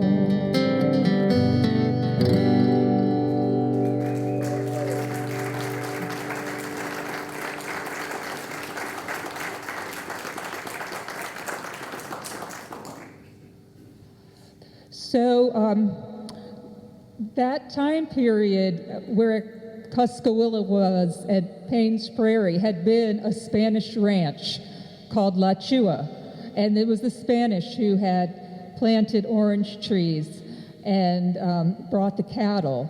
And when the Spanish abandoned their ranch, Ahaya and his tribe moved in, and it was very welcoming already in that way. And when the British moved into San Augustine and William Bartram, they hosted him to come and write that wonderful book for us and everything. That is when the traders would trade with the deer skins to give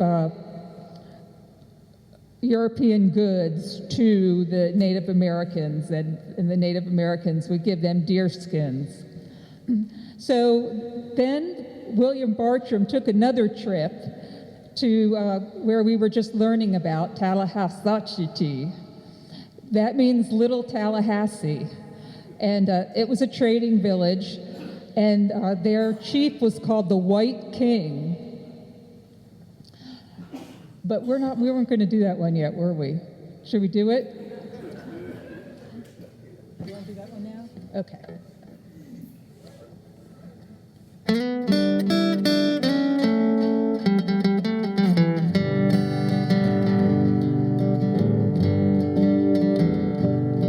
They took the old Spanish road out from Spalding's store, trading west across the vast savannah. William Bartram's by their side on a roving horseback ride to the east side of the river at Tallahassee town, where everybody loves to trade. Friendly treaties they have made on the east side of the river at Tallahassee town.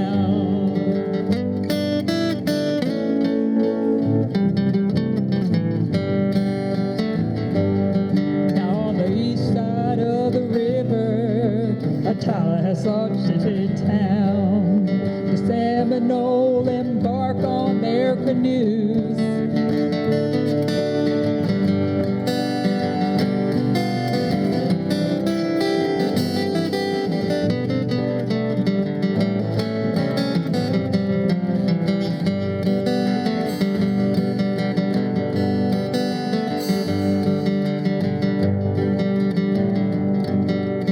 Down the river to the sea, they trade with everyone they meet.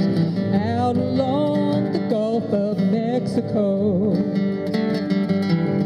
to the Florida Keys and Cuba, they adventured on, trading for tobacco and Spanish spirits so strong. William Bartram and his guide got a canoe and took a ride to explore the ancient world at Manatee Springs, where everybody loves to trade. Friendly treaties they have made on the east side of the river at Tallahassee town.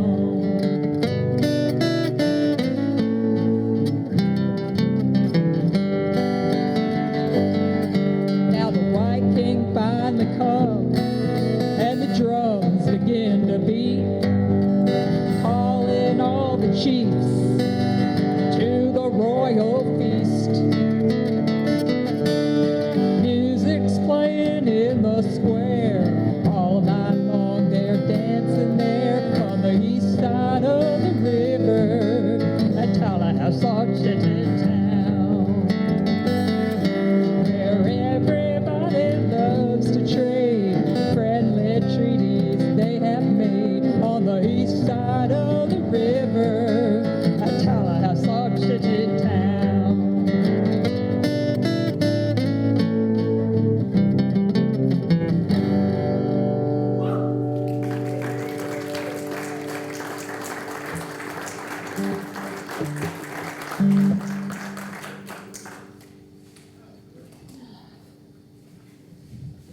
when William Bartram came to Palatka, the chief there is called the Long Warrior, here, the chief here, and he was the brother of Ahiah.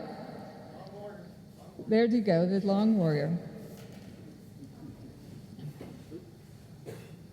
Of the chief of Cuskawilla. He was the brother, and he was a war chief, and he would lead the warriors in their negotiations between the traders and the British and the Native Americans. And he was a very strong leader.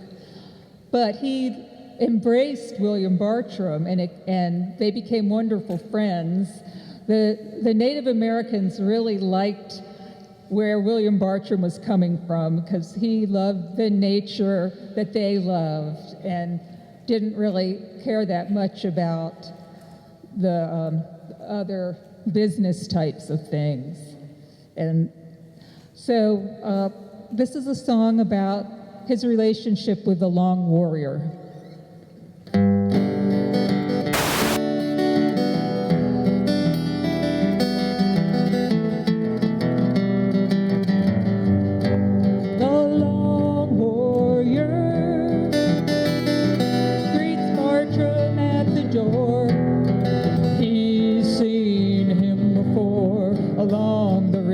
Shore.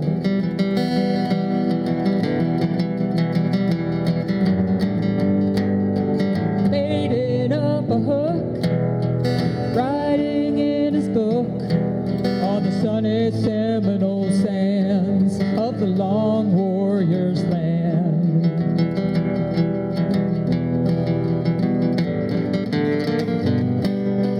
Welcome, William Bartram. Traveling through.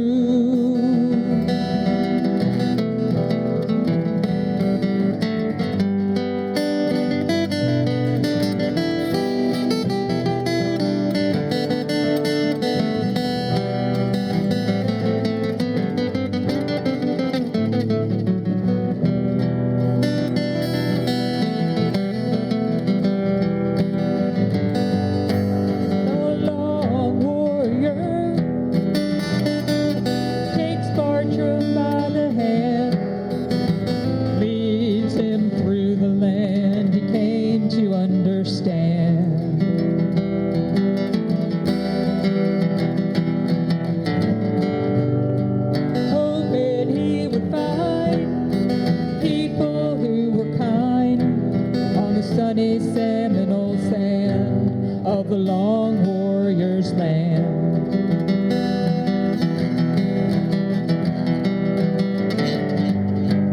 Estongo up again. Yeah, did you? I can.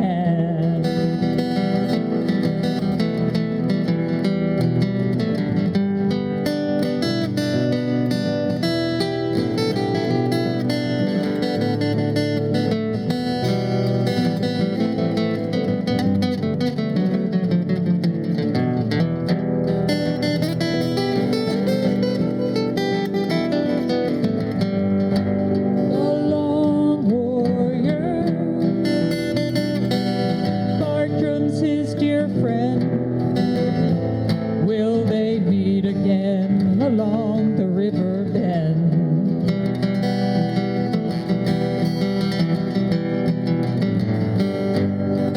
Hunting for hours, collecting wildflowers on the sunny Seminole sands of the Long Warrior's land.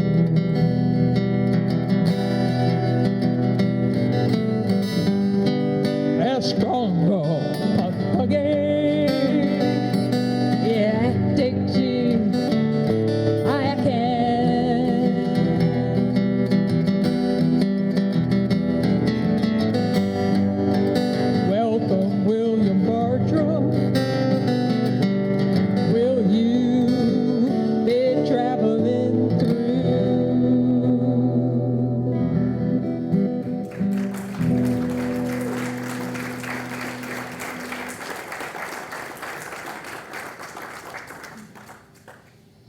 So it has really been a wonderful journey to learn about the Native Americans of this area at such an early time period, thanks to William Bartram's writings. And the first song that I wrote, we're going to play this one for you now. William Bartram.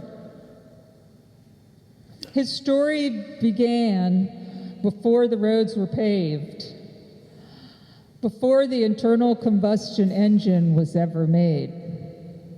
Sailing south on the San Juan River, we call it the St. John's today, he collected plant specimens to study and send back to England.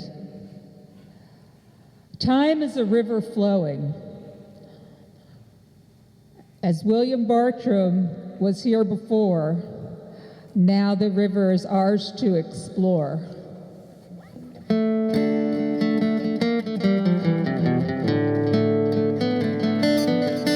Willie Bartram, the fearless flower hunter. Oh, Peggy, that's the name he walks under. That he drew of the natural world he knew remain for us, though he's been a long time gone.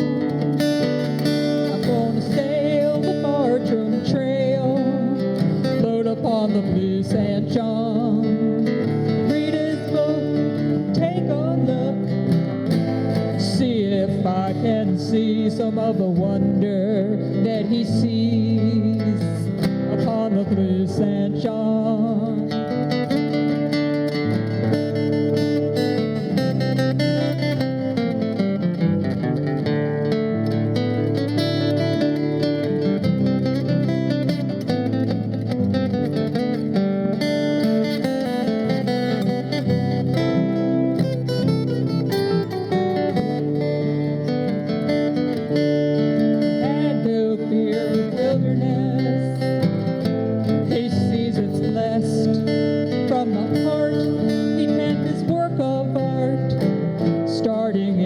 Creator's spark, I'd like to be his guest upon the blue St. John. I'm gonna sail the Bartram Trail, float upon the blue St. John, read his book, take a look, see if I can see some of the wonder that he sees upon the blue St. John.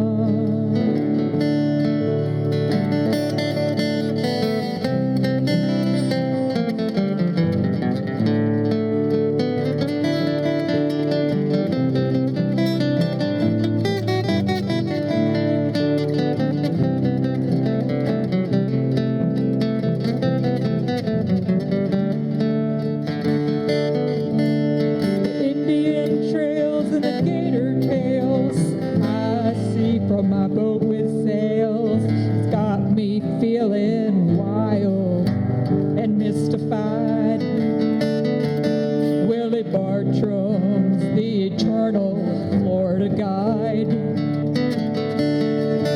His book has lit a fire that'll never die. I'm gonna sail the Bartram Trail, float upon the blue St. John, read his book, take a look, see if I can see some of the wonder that he sees upon the blue St. John.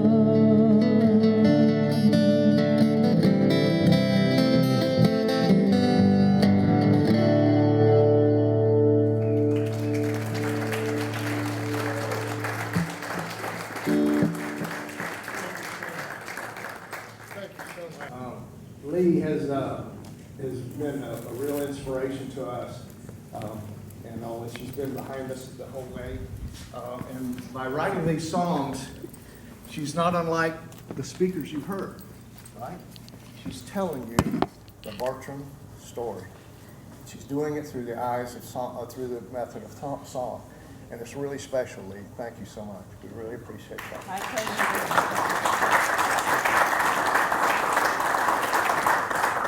So it's my pleasure now to introduce you to Mr. Brent Martin.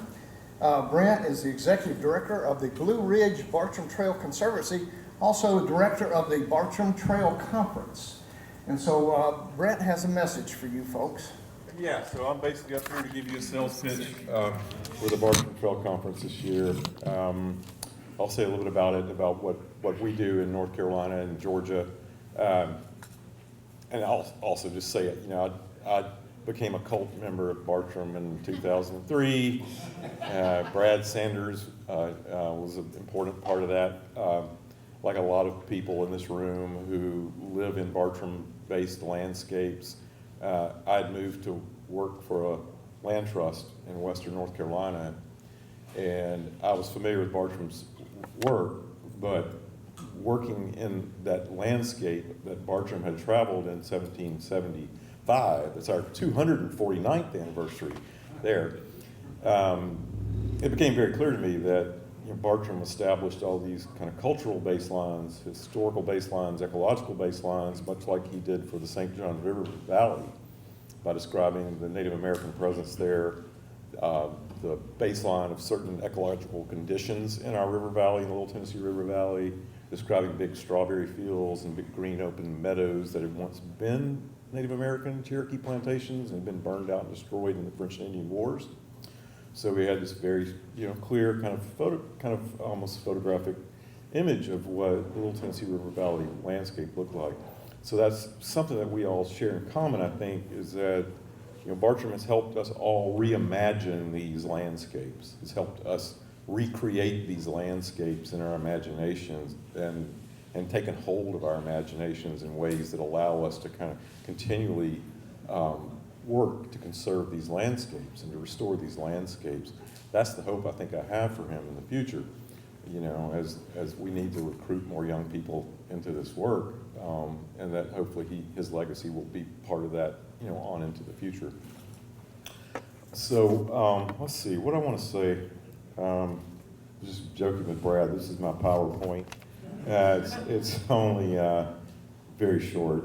But we have a trail in North Carolina that's 112 miles long, and it's a foot trail. And much like Brad said, it's within that 25-mile corridor where Bartram traveled through South Carolina, western South Carolina, northwestern, into northeast Georgia, up into western North Carolina.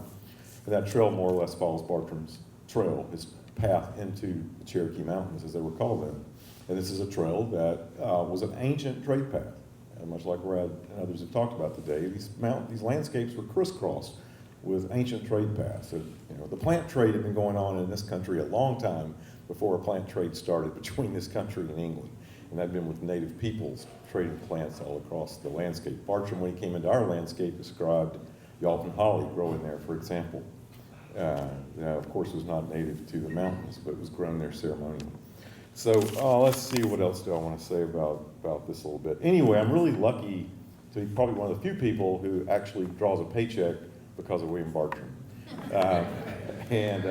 So because this is a full-time job, and because we have 112 miles of trail, I feel like Bartram sometimes, because I also depend on patronages. So I was telling Brad I've got to go back through Macon tomorrow to meet my father, Gil, who basically is a big donor to our organization and allows me to keep working to protect this trail in this place. So this year the conference will be in Cowee, which, if you've read Travels, that was Bartram's destination in the Middletown Cherokees. He was trying to get to the Overhill towns.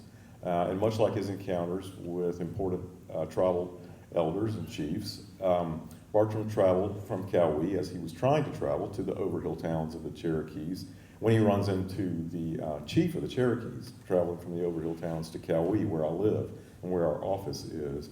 And Atakula tells Bartram not to go to the Overhill towns because of recent settlement issues there between white settlers and Cherokee people.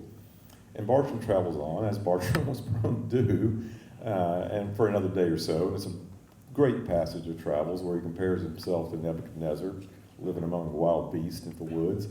and has kind of this kind of come to Jesus moment out in the wilds of Macon County, which is what it is now, where I live, and comes back to Cowee and travels around Cowee for a couple more days and writes more about Cowee and gave us the only descriptions that we have of this important Cherokee village because it was completely devastated the next year in 1776 with one of the early campaigns of the American Revolution.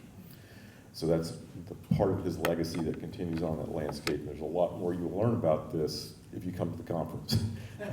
So that's May 31st and June 1st.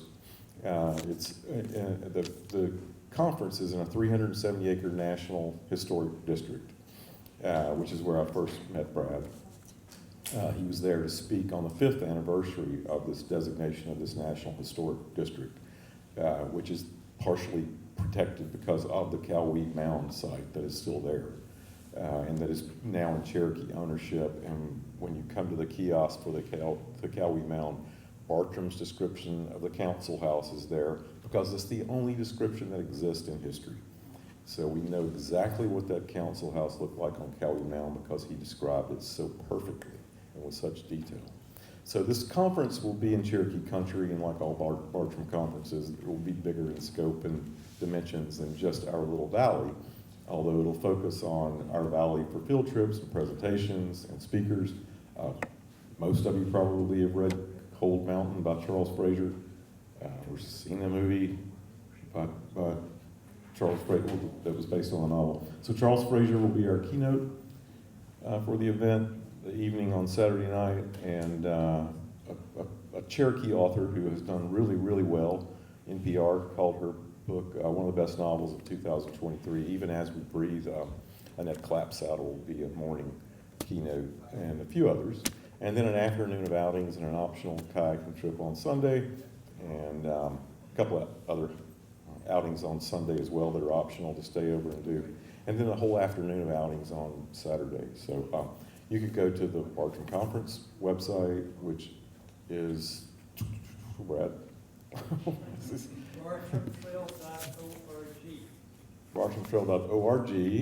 And our website is blueridgebartram.org. So they both kind of link up with the registration and all.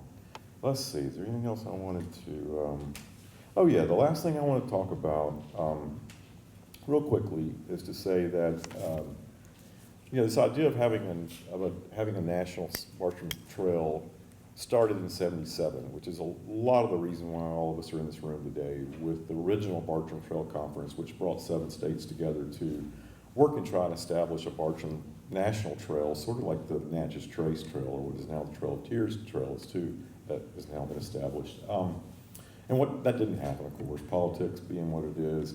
We all splintered off and now have our own separate groups. But as Brad said, there's nothing really connecting all the way down to Florida.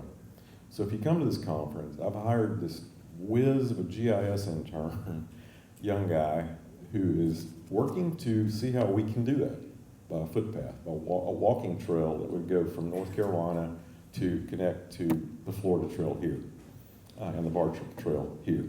It's not an impossibility. I've seen it on a map. If you build it, they will come. And I like to tell people that if you know anything about the Mountains to Sea Trail in North Carolina, it's 1,200 miles.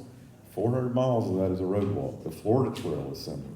I think that's got several hundred miles of road walking in it as well, right? 1,100 miles. How much? 1,100 miles. How many miles of road walk?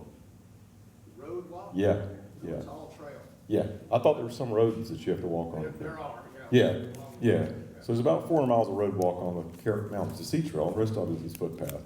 But you have to do some road walking. And you might have to do some road walking with this new, if we make this happen. But we've already figured out how to get from Chiowa Bald in Graham County, near where Bartram turned around, to Charleston without much problem at all.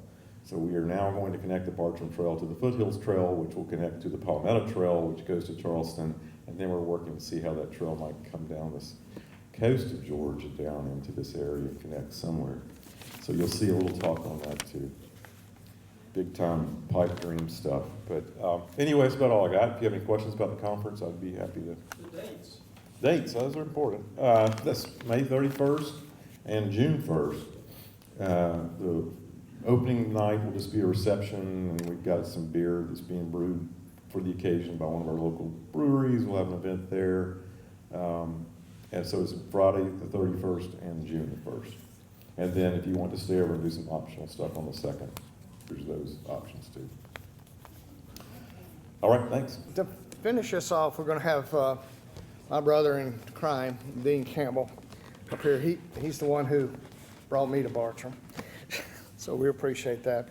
Dean is the vice president of the Bartram Trail Society of Florida. He's also a director of the Bartram Trail Conference, and he's going to talk to us about the William Bartram legacy and what we're all about. By the way, we have the Bartram Trail Travels on the St. John's over here for sale, and you're welcome to it. You can order it through Amazon, or you can buy it through us, which will benefit us more than it will Amazon, and we'd appreciate it. And so we have those copies here. And what that is a compilation of John Bartram's description up and down the St. Johns River, and William Bartram's description in travels up and down the St. Johns River, so you get it from the horse's mouth.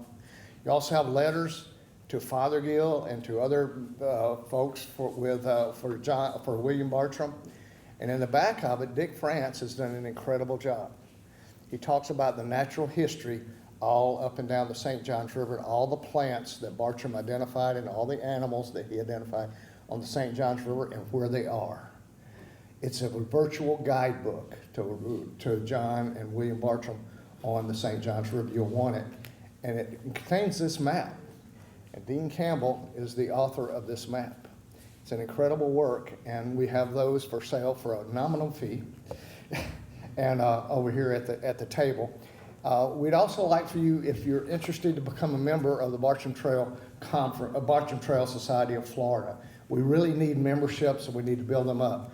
Our website is incredible. It has more Bartram information than you could ever imagine. Every single Bartram site in Putnam County is described by William Bartram or John Bartram.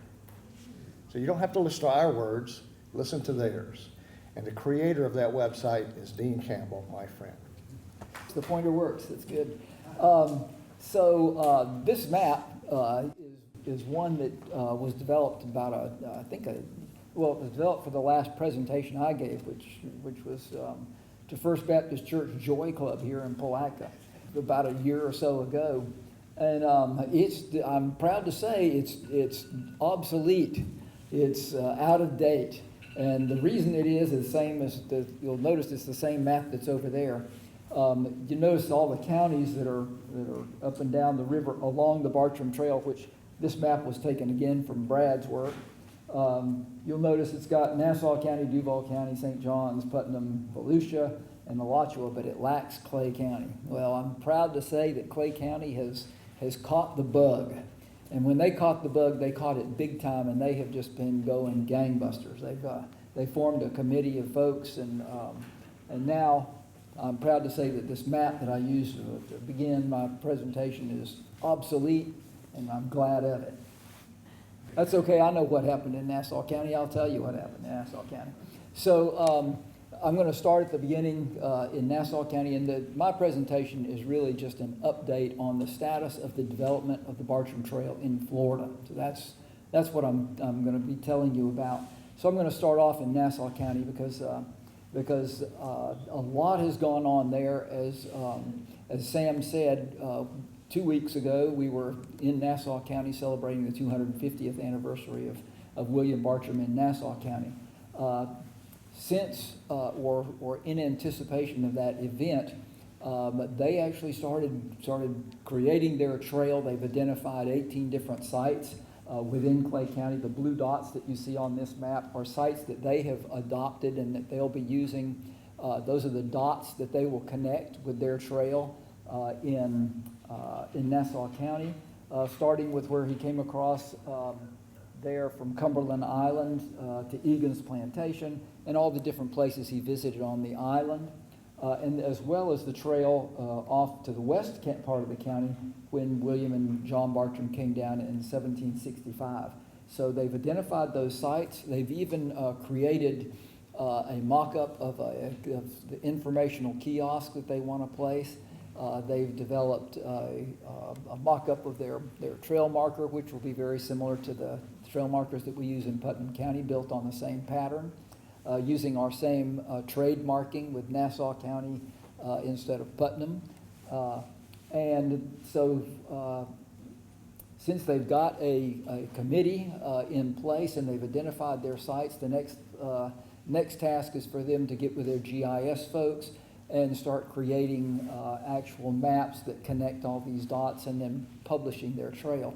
We had hoped to have their Nassau County homepage up on our Bartram Trail Society website for their 250th anniversary, but that didn't happen. Just couldn't get the act together quickly enough to do that. So they kind of missed that mark, but they are very excited about it. And at the 250th anniversary celebration, we had one of their county commissioners that was along on one of the kayak tours that they did. And he really got excited about developing the Bartram Trail in Nassau County. And we shared with them that in Putnam County, that was what really got us started. Nancy Harris, the county commissioner in Putnam County, is what was the catalyst for developing the trail in Putnam County, and it was because of her leadership on the county commission that we were able to get the resources we needed. And we explained that to their county commissioner, and he said, "Yeah, I'm on board." So hopefully that will take root, and with the assistance of a dedicated county commissioner, they'll be able to make some real inroads. But their Parks and Rec folks are on board, historical societies, garden club members, some Chamber of Commerce, and several of their tourism folks who are in the business of tourism in Amelia Island are on board. And so they formed this coalition to create a committee to develop the Bartram Trail in Nassau County. So we have very high hopes for that. This is a picture of their kind of their trail opening in Nassau County a couple of weekends ago with Billy Bartram there. He made quite a splash. There's Billy making a splash. He made the front page of the Florida's oldest weekly newspaper, the News Leader, and there he is, front page above the fold. Doesn't get better than that. And the other inroad that was made at this little celebration was the head of the Friends of Fort Clinch State Park. Their citizen support organization was also there, and he has promised to help assist to get the park on board for establishing the Bartram Trail sites within the Fort Clinch State Park. So that's pretty important too. So that's Billy Bartram explaining how the Bartram Trail works. They were very excited about it. One of the most exciting things that really came out of this was Sam and I got to take a tour through Fernandina with the footprints. So it's the Fernandina Beach Footprints. It's a travel group that does guided tours through the city, and when they heard that we were doing this about Bartram, they were all over it, because this gives them, right now it's really based on the shrimping industry in Fernandina Beach. That's kind of their big hook for tourism. And this gives them another hook. So they're very excited about developing tours based on Bartram's travels around Fernandina Beach and on Amelia Island. So again, just more people coming on board and giving a little bit more momentum to developing the trail. Clay County, and I have no idea where all the text is going. This is a great picture of our website, which isn't there. But it doesn't matter, because this was the important page and it is here. So on our website, if you've been to our website, the first thing that pops up is this banner about these little buttons up here at the top that you then press, and it takes you to these different places on the website. The important thing here is the second one there, which says County Trails. It used to be when you pressed on County Trails, Putnam County would pop up, and everything was about Putnam County. We had all of our 33 sites, Bartram sites in Putnam County. It gave descriptions, there's a map, there's all kinds of information about Putnam County, but it was all about Putnam County. And the reason that we formed the Bartram Trail Society of Florida was to get away from our Putnam County centric activities and concentration and open up to the entire state of Florida, all the counties in Northeast Florida that encompass the Bartram Trail. So I'm happy to say that today, when you go to the website and you click on county trails, you now have two choices. You can go to Clay County and you can go to Putnam County. So I mentioned at the very start that Clay County has really come on great guns. So they were the first ones. They immediately developed a committee that included Parks and Recreation, historical societies, folks in county government, just a good group of folks who are well connected in Clay County and in a position to develop all of the resources that they need to bring a trail to fruition, just as we did here in Putnam County. And so they really hit the ground running, and in consultation with Sam, of course, telling them, okay, here's what we did, and here's how you can do it, and here's how you can do it, and kind of nudging this way and that way, really setting them right on the path. And thanks to that, they got they got all of their ducks in a row. They got the content developed for some of their trail sites, just like we did in Putnam County with photographs and everything you need to navigate the trail. And we now have given them their page in the website. We created a QR code for that, so they can now use it for their signage, which they can post out on their sites and do just like you do in Putnam County. Hit it with your cell phone, go right to the content, read Bartram's words and writings about that particular site. So it brings it to life. This is what you'll see when you go to when you select Clay County. You'll see that, and then there's a picture of the map of where the Bartram sites are in Clay County. There are 8 that they have identified. And now, in this case, there's only one that's actually active. They only developed one website content because we did it for their 250th anniversary, which was held at Camp Chowinwa, which is Governor Twenyan's plantation, the site of his plantation on Black Creek that William Bartram visited in 1774. It's this one right there. So that's the only one that's active, but we have an active site now which serves as a template, which is really important for every other county that comes along. Now we can say, you saw what we did for Putnam. Clay County is coming along, and here is the kind of content that you want to develop. This is a template for you to use. Send us this, and we'll make your webpage look like this webpage, and it'll be a cohesive whole. So that's a really important step. This is, if you drill down into the map for the Bartram Trail in Clay County, you can actually get this active map, which you can zoom into and actually see the roads and find out where this is. Thank you, Brad. You may recognize this. Brad's website on the Bartram Trail Conference did this exact same thing, where he used Google Maps to map the different sites, and you can go right in and see right where these are. And I used his template to create these maps, and Clay County was just delighted, and they work great. It's a great way to identify where those sites are and let you navigate around. This is when you click on that Twenyan's plantation. This is the first site for Clay County. Has the Bartram quote, a photograph taken there at the site.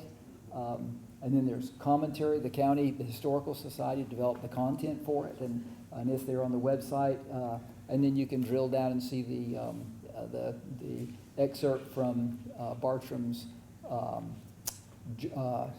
report to Fothergill. His visit to the plantation is not recorded in Travels and only is found in his report to Fothergill. This is an example of of their trail marker there. If you actually hit that with your cell phone right now, it'll take you right to the website. It'll be that page for Camp Chowinwa. So that's really exciting. They had their 250th anniversary celebration, and we had our booth there. We had our reenactors present. Putnam County. News in Putnam County. We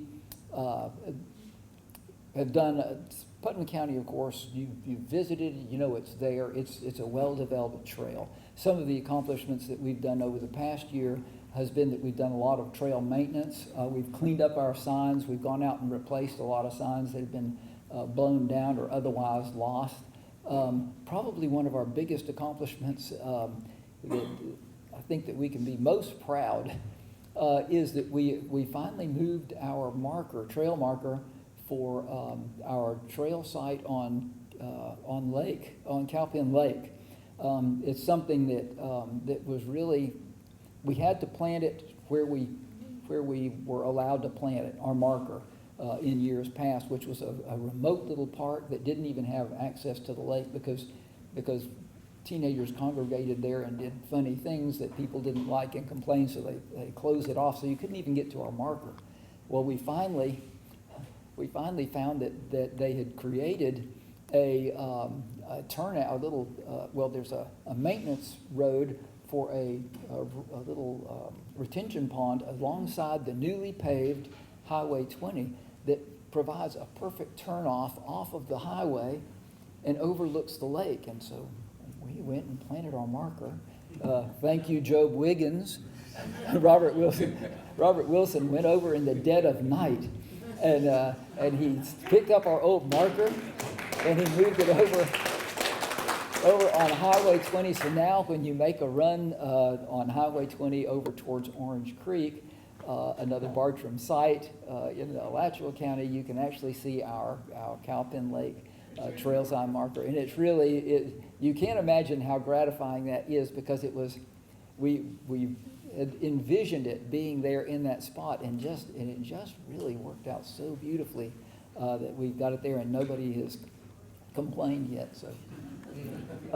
So other accomplishments with Putnam County, of course, we had our 250th anniversary, and I think this slide pretty much tells kind of what was going on.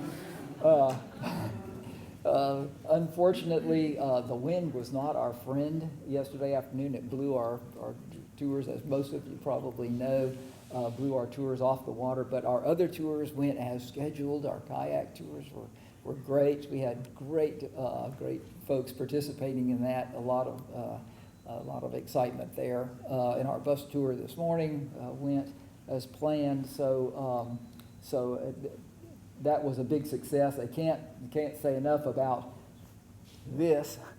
It didn't get the headlines of the commissioner and the cops ending the party, but we did get good coverage about public urge to frolic Bartram's achievements.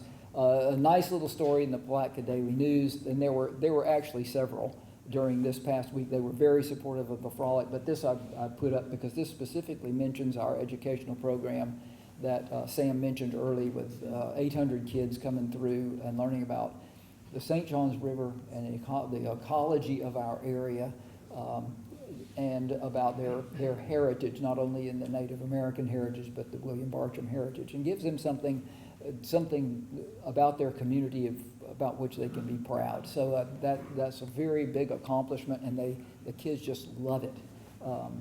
So we did that, and of course our reenactors, our music at the frolic. I would say a very successful event, culminating with this symposium. Again, our tours went fine, went great. These are folks out at Willaca Spring. The spring was running very clear this year, so really, some of our folks actually got out and swam in the spring while we were there. Clothes? Yeah, they did. In Alachua County, there we go, Alachua County. Alachua County has an active committee as well that is working to bring their trail in Alachua together. The thing that they don't really have is a comprehensive plan.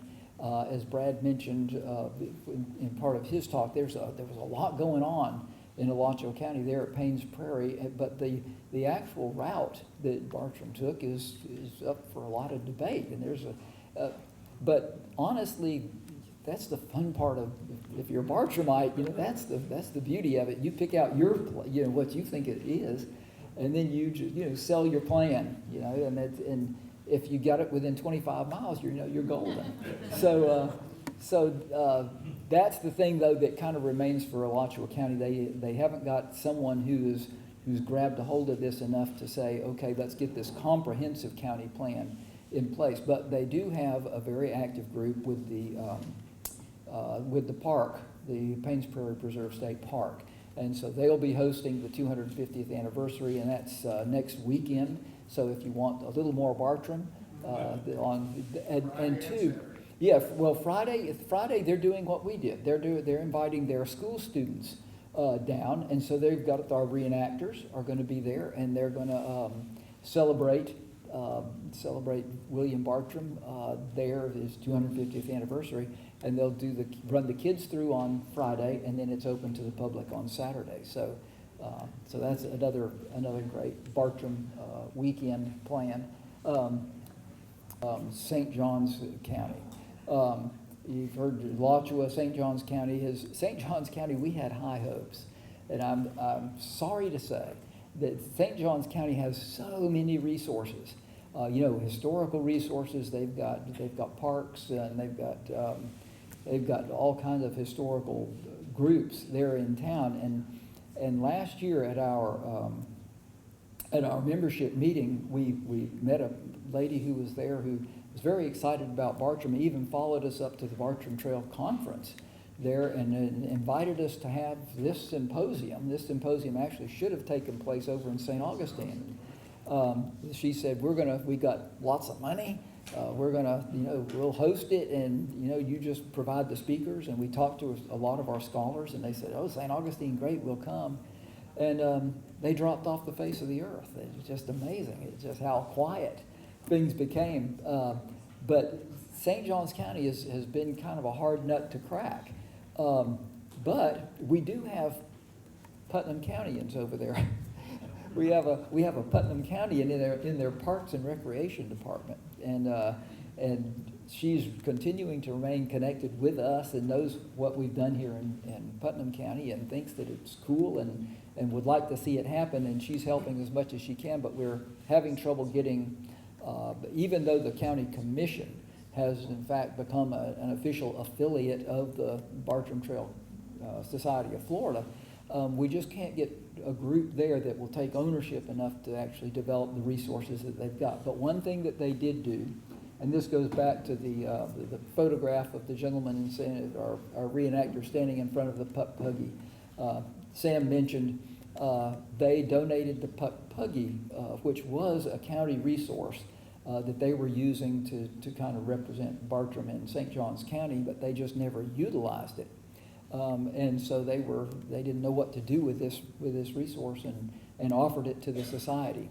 And so we accepted graciously, and so now the Bartram Trail Society owns the Puck Puggy, and if we're down at the riverfront, you saw it there on display for everybody to see, and it's more of an artist's conception of what the vessel may have looked like. It's of a design that was prevalent in that age, and it could have sort of looked like that. Bob Griffin has stepped forward to be the steward of the vessel here. And the significance of this vessel, by the way, is twofold. It's got a nice story to it. Billy Bartram picked it up at a plantation in Arlington right after he got onto the St. Johns River, and then he sailed up the St. Johns River south, up St. Johns River, to Spalding's Lower Store, and then he ventured down as far as Blue Springs in Volusia County in this vessel, and then back up and did several trips on the river. When he was over off the river, he was on horseback, but anytime he was on the river, he was using this, what he called a bark or a canoe with a sail. It was probably about that size, because often there was a place where he had 5 people in it. But the cool thing about this is that you'll see Job Wiggins and William Bartram standing in front of the vessel there.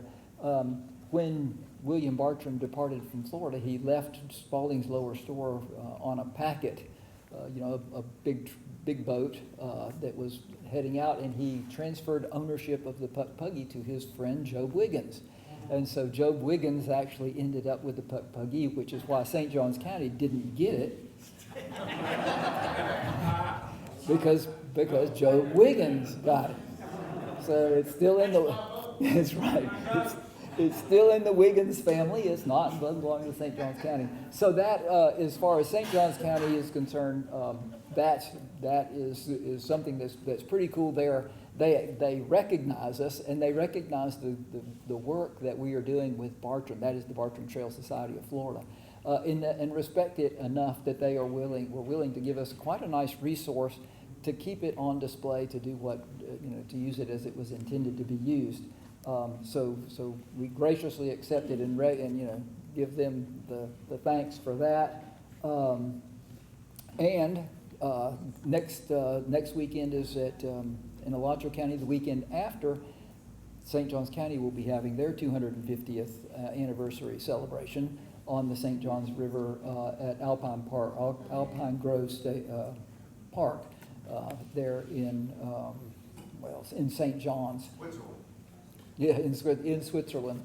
Yeah, the old community name is Switzerland. So again, if you want even more Bartram than next weekend, then you can go on to the weekend after that to St. Johns County. So they've embraced, they recognize their Bartram heritage, and I think that pretty much covers all of the. I didn't say anything about Volusia because Volusia's kind of done, but they haven't done much else. I will say that in talking with Sailforth Productions, which is the one that has done our wonderful website, kiosks, signage and stuff, they are actually down in Volusia County and have a lot of connections down there, and they're kind of excited about bringing on the content and the developing the web page for Volusia County. And so she is kind of taking that under her wing and bringing those folks back together again to develop that content. And so if she can do that, then we will that'll make our job of bringing of unifying the entire Bartram Trail in Florida under the Bartram Trail Society umbrella and on our website. So that's pretty exciting too. So that is kind of where we are as far as the development of the trail. We'll be having our annual membership meeting this summer. Clay County will be hosting that at Camp Chowinwa, which was their first Bartram website. So if you're a member, plan to attend. If you're not a member, join up and attend anyway. Come on and join us. As Sam said, it's hard to get anything done by yourself, and the more folks you have and the better support you've got, the easier it is moving this thing along. And we appreciate your support. We really appreciate your being here. It helps us to feel good about what it is that we're doing, and we appreciate that you recognize that it's something worth visiting. So join up. We'd love to have you join up. You can do it on the website. We've made it painless. It's all electronic. All you have to do is push the right buttons and you're in. So I guess without any further word, unless you got, yeah. I'm going to close. All right, very good. I have a question online, and I'm going to butcher this, but it says, is there a date set for the membership meeting at Camp Chowinwa? There is not. Chowinwa. Chowinwa. Yeah, the old Girl Scout camp. No. There's a tentative date. It's in July. Yeah, July, it would be in July, but we've got to work with them to find out when that would be available. So it's not, we haven't got a set date, but it'd be in July. Yes, sir. Just maybe a strange question, but who built that buggy bateau? Bob Cole. I don't know if you know Bob Cole.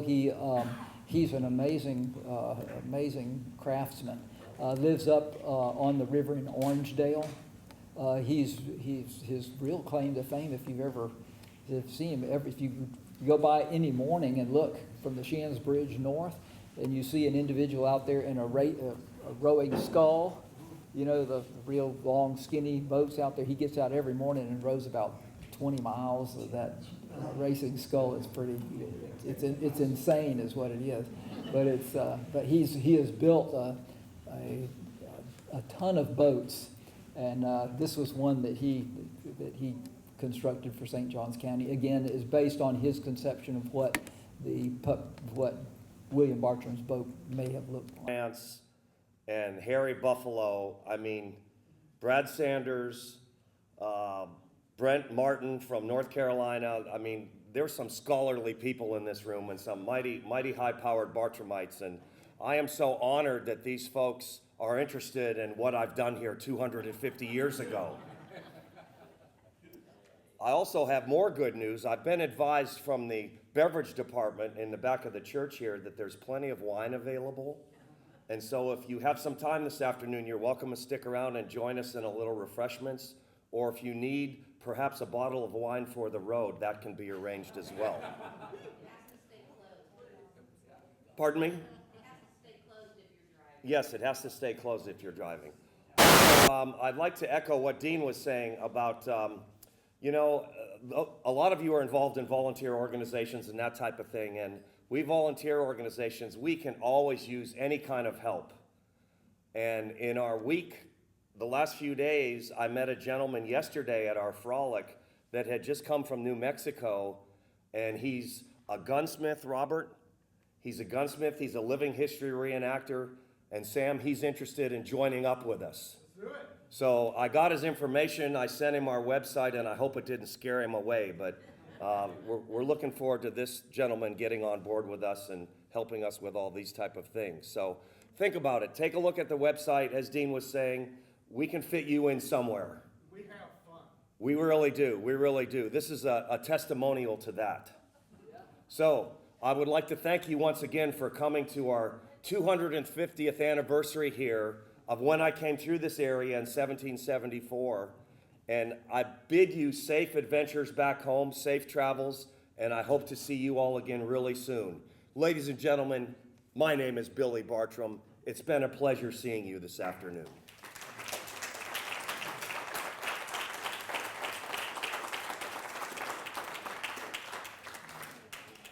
It's been a really good afternoon, and you know, between Sam Carr and Dean Campbell and Dick France and Harry Buffalo, I mean, Brad Sanders, Brent Martin from North Carolina, I mean, there's some scholarly people in this room and some mighty high-powered Bartramites, and I am so honored that these folks are interested in what I've done here 250 years ago.